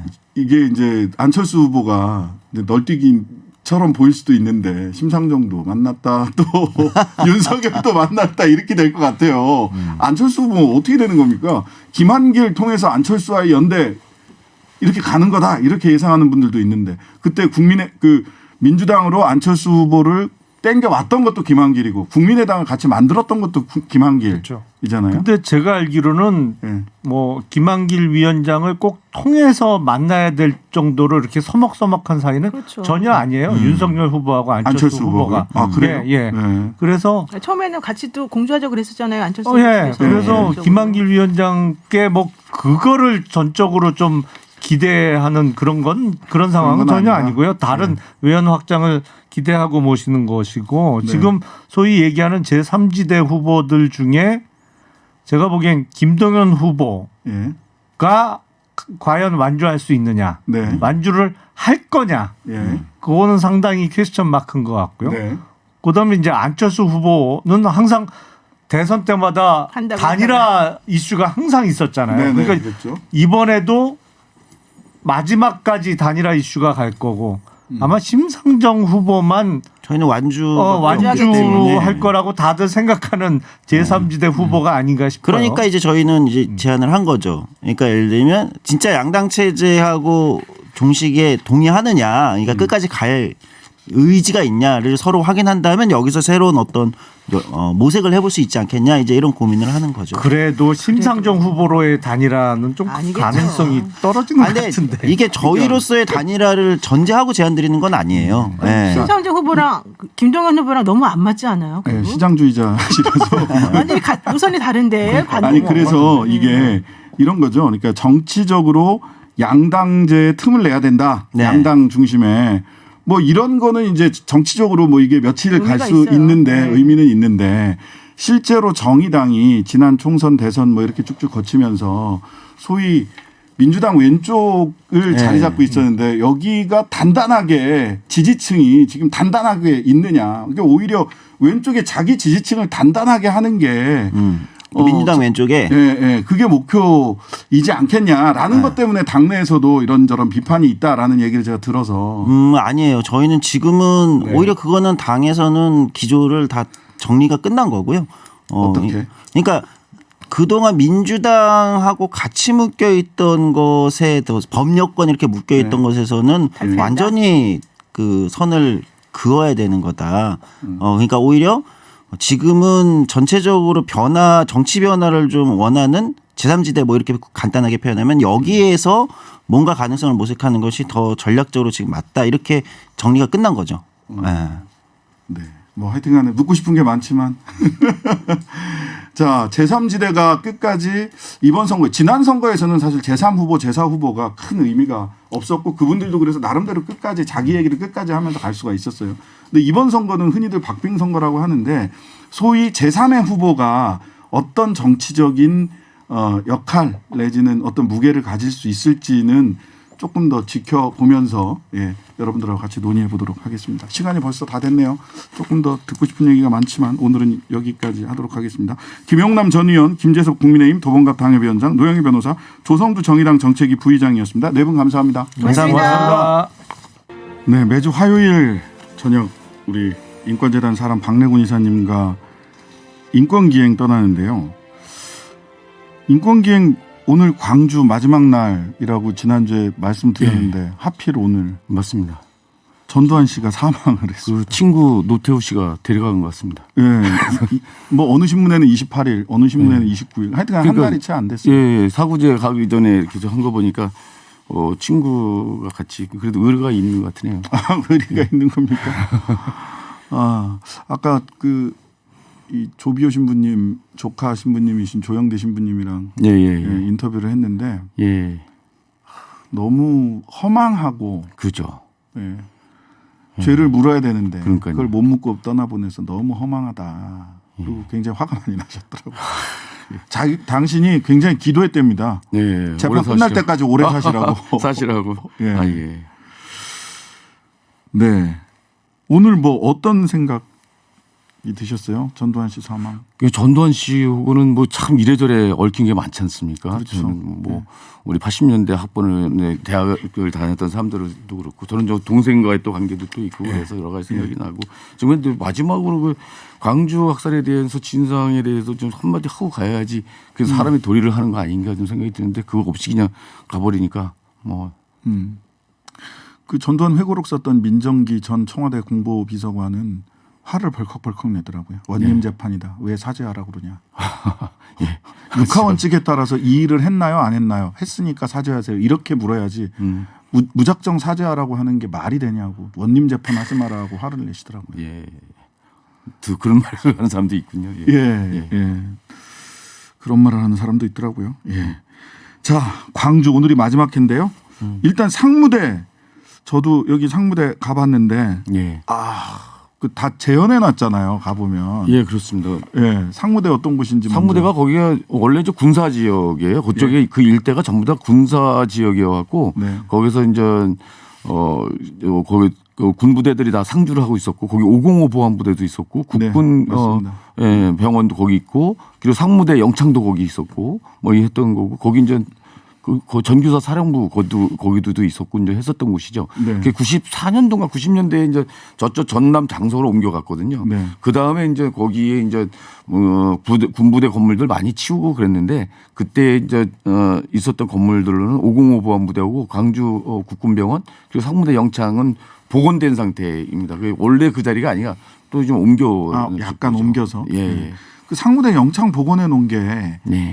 그냥 건물로만 복원해 놓은 게 아니라 사실은 그쪽에서 어떤 일이 있었는지 다 이렇게 실제로 이렇게 눈으로 볼 수 있게 복원을 해 놓으셨더라고요. 거기에 광주 때 5.18 때 사람들을 잡아다가 상무대 영창에다가 이렇게 상무대 영창이 이렇게 반원형으로 돼 있어요. 반원형으로 돼 있고 이 부채꼴처럼 이렇게 딱 펼쳐져 있는 상태거든요. 6개의 방으로 좀 나눠져 있는데 거기에 이제 당시에 이제 사람들이 빼곡하게 들어설 정도로 눕지도 못하고 앉지도 못할 정도로 앉지도 못하고 계속 다 서 있었어요. 그렇게 서 있어야 되고 그리고 이제 밥을 줄 때 이게 식판 하나에다가 사람 둘이 먹을 거를 식판 안에다 줘서 그걸 나눠 먹게 하고 그러면 아주 치욕스러운 상황들도 있었고 거기서 조금만 이제 눈에 거스른 짓을 하면 또 그냥 곧바로 폭행을 당하고 또 아예 바깥으로 끌고 나와서 땡볕에다가 원산 폭격시켜 놓고 뭐 이런 짓까지 시켰던 아주 참혹한 그런 곳이었죠. 네, 거기는 뭐 이렇게 무슨 인형이나 뭐 이런 것까지를 해가지고 그 상무대 영창을 복원을 해놨더라고요. 그래서 한번 가서 보시면 어떤 일들이 벌어졌는지.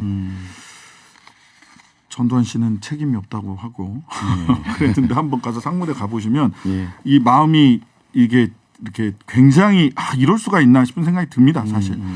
자, 다음에는 두 번째 가볼 곳은 광천동 시민아파트와 광천 성당 여기가 들불야학이 있었던 그렇죠. 예. 광천동 시민아파트는 이제 광주에서 제일 처음 만들어진 근대식 그런 시민아파트 공동주택이었던 거죠. 그래서 이제 그걸 보존할 가치도 있는 그걸로만 해도 좀 보존할 가치가 있는데 그 뒤로 개발이나 이렇게 손댄 게 리모델링이나 이런 거 하나도 안 하고 그 상태로입니다. 그래서 굉장히 허름한 상태의 이제 그런 건데 거기에 이제 들불야학을 광천동 성당에서도 이제 들불야학을 이제 열었었고 거기 이제 찌끔만 남아 있거든요. 벽 한쪽만 남아 있어요. 이렇게 남아 있고 그리고 이제 광천동 거기 시민 아파트에도 야학을 만들기도 했었고 또 야학 강학들이라고 그러잖아요. 야학에는요. 그 선생님들 교사들을 강학. 네, 그 강학들이 또 거기서 또 세를 얻어서 살기도 하고 그랬던 곳이 광천 시민 아파트죠. 그 들불야학이 나중에 이제 5.18 때 들불리하게 윤상원 열사나 이런 분들이 투사 회보 이런 예. 걸 만들어 가지고 예. 소식을 광주 시민들에게 그렇죠. 예, 다 전달을 하고 했던 예. 그런 이 원동력 야전사령부 역할을 했다고 해야 그 되나?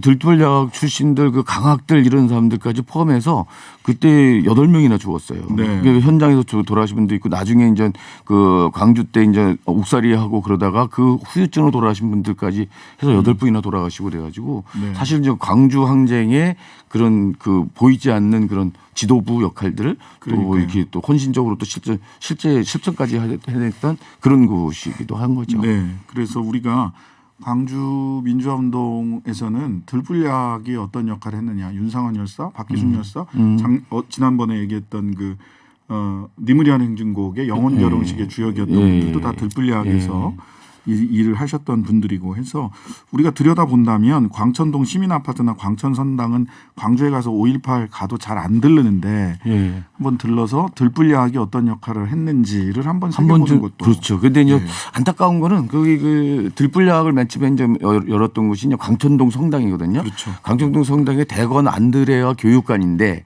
그게 이제 너무 허름해서 그걸 헐게 됐어요. 그래서 이제 조그맣게 벽 하나만 남은 겁니다. 그 문 달린 그거 있잖아요. 예, 사진 지금 유튜브 보시면 사진이 있는데요. 문만 남겼네요. 예. 그래서 이게 이제 위에 이제 지붕이 삼각형 지붕이고 벽돌 건물이었더라고요. 원래 보니까. 근데 그게 이제 너무 이제 헐고 그래서 이제 그거 치우면서 그래도 여기는 들불약을 했던 곳이니까 이거라도 보존하자. 그래서 거기 그 문패하고 그리고 이제 문짝 있는 그 벽만 남긴 거죠. 네, 벽돌로 되어 있는 문이 남아 있습니다. 여기 조비오 신부님이 광천 성당에 계셨던 거죠. 그렇게 해서 연결을 해줬고 그때 당시에는 80년도 그때는 이제 그 아일랜드 출신의 신부님이 거기서 하도록 했어요. 왜냐하면 이게 이제 한국 국적의 신부님들이 하면은 이게 당장 중앙정보부고 뭐 막 좀 할 거 아닙니까? 그러니까 그쪽으로 이렇게 조비오 신부님이 안내를 해줬고 거기서 이제 그 신부님의 허락하에 들불약을 열 수 있었다고 이제 그러더라고요. 예, 지금 조비오 신부님은 아까 저희 방송에서 그 인터뷰했던 그 우리 조 프란체스코 신부님의 그 삼촌 되시는 분이시고 이 조비오 신부님을에 대해서 이 그 전두환 씨가 거짓말쟁이다. 그렇죠. 뭐 이렇게 이제 비난을 해서 사자 명예훼손을 했던 그 당사자십니다. 그 조비오 신부님이 들불리하게 산파 역할을 하셨던 분이다라는 것까지 광천성당을 통해서 한번 둘러봤고요. 자, 광천동에서 광주천 따라서 상류 쪽으로 가면 소위 양동시장이 있죠. 양동시장 어떤 곳입니까? 양동시장은 그게 이제 광주가요. 이게 광주천을 따라서 남과 북으로 나눠지거든요. 그래서 남쪽에 광천동이 있고 그리고 광천동 그쪽이 이제 공단 지역, 그 생산 지역이죠. 이런 데고 저쪽이 이제 그 북쪽이 주로 이제 행정 도시 같은 경우에요. 그리고 이제 소비 도시 뭐 이런 거라고 볼 수 있고. 그래서 광주천 따라 쭉 올라가다 보면 양동이 나오고 그다음에 양림동이 나오고 뭐 이렇게 되는데 그 양동시장에 그 상인들이 이제 그 양은대야에다가 주먹밥 같은 걸 만들어서 열심히 도청으로 날르고 막 그랬던 거죠.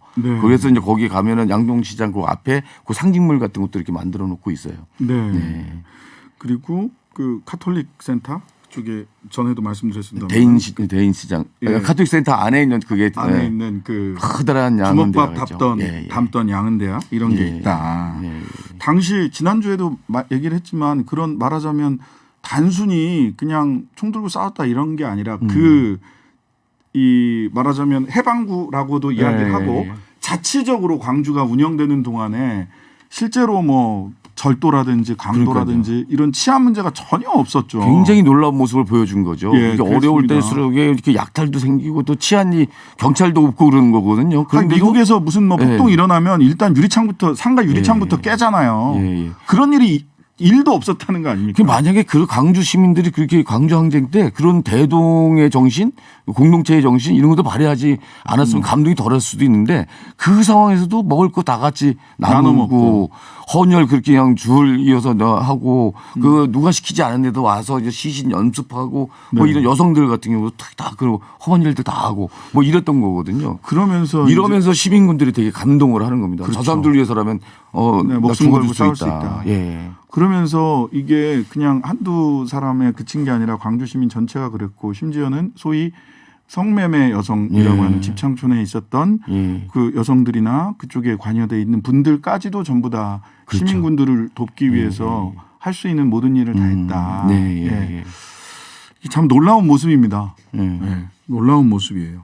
그 약탈 한 번 없었다고 하는 게 참 저는 처음에는 안 믿었었어요. 예, 그러니까요. 정말 다 같이 이렇게 얘기를 하더라고요. 그러니 약탈이고 이런 거고 도둑질 들고 이런 거 하나도 없었다는 거예요. 아니 그러니까 지금도 외국에서 뭐 무슨 폭동이 일어났다 뭐 이러면 일단 뭐 유리창부터 상가 유리창 깨고 뭐냐면 이게 계엄군들이 이게 봉쇄를 하는 거거든요. 네, 네. 봉쇄를 하고서 들고 나지도 못하는 상황이에요. 그러니까. 그러면 사람들이 먼저 가게 가서 먹을 것부터 왕창 어. 사고 차재기하고 뭐 이렇게 돼야 될 텐데 네. 그러질 않았다는 거죠. 악의 서로 다툼이 있는 걸 없었어요. 가지고 나누고 뭐 이렇게 네. 되니까 야 이게 대단한 저거인 거죠. 네 놀라운 모습입니다. 세계사에서도 참 찾아보기 힘든 그런 모습이었던 것 같아요. 그래서 또 감동이 더한 것 같습니다. 전두환 씨는 그런 아름다운 모습에 대해서는 전혀 예. 생각을 상상을 못했을 겁니다. 그렇죠. 당연히. 네. 예. 자 마지막으로 5월 어머니의 집 예.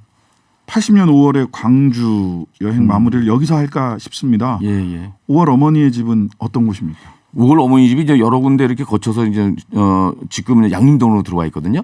네. 양림동이 또 재미난 지역입니다. 뭐냐면 거기가 옛날 서양 선교사들이 이제 맨 처음에 들어와서 그 선교하면서 개척하면서 거기에 주로 살았던 사람들이에요. 그게 서양 선교사들의 집단적인 그런 마을 이런 곳이어서 그런 옛날 풍의 그런 서양의 그 옛날 풍의 그런 주거지 같은 거라든지 그 카페라든지 이런 게 있어갖고 광주에서 지금 핫한 동네가 됐어요. 핫플레이스가 됐어요. 뭐 이렇게 하는데 그 한복판에 이제 5월 어머니 집이 있는 겁니다. 네네. 5월 어머니 집은 그 5월 항쟁에 참여했던 여성들, 네. 뭐 또 아니면 그 참여했던 가족을 둔 사람들 네. 이런 사람들이 모인 거죠. 네. 맨 처음에 구속자 가족들, 부상자 가족들 이런 사람들 또 실제로 항쟁에 참여했던 여성들이 이렇게 모여가지고 네. 여성들의 목소리를 내기 시작을 했어요. 여성들의 그런 권익을 보호해줘야 될 것도 있고 또 여성들도 특별한 요구들이 있잖아요.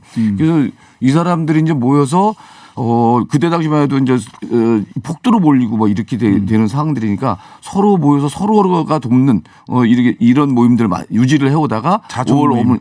어머니회가 이제 된 거죠. 네. 그래서 여기 이제 유가족들하고 이런 그때 당시에 항쟁에 함께했던 이런 사람들이 있는데 정말 감동적이었던 거는 지난번 2015년 5월 그 항쟁 그 주간에 네. 세월호 가족들이 그 내려왔거든요. 아, 네네네. 그래서 기억납니다. 그 무대 금남로 한쪽에 저쪽 도청 쪽으로는 도청 쪽 무대에는 그 5월 어머니들이 어머니 있고 분들이. 이쪽에 반대편에는 세월호 가족들이 무대 저기인데 이 무대를 서로 땡겨가지고 네. 만나게 했어요. 네.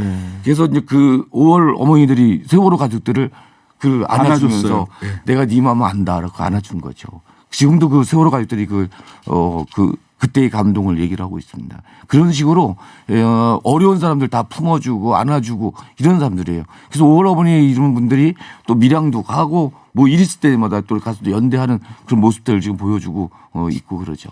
네, 2015년 그 장면이 저도 많이 기억에 납니다. 네 맘 내가 안다라고. 네 맘 내가 안다. 네. 네. 자식 잃은 어머니의 마음, 부모의 마음을 네. 5월 어머니의 분들이 이렇게 안아주셨던 그 모습. 오죽하겠냐 하는 이런 저거들을 다 하니까 그러니까요. 그러니까 그것만 해도 이제 세월호 가족들이 막 울면서 그게 이제 또 위로가 되는 거예요.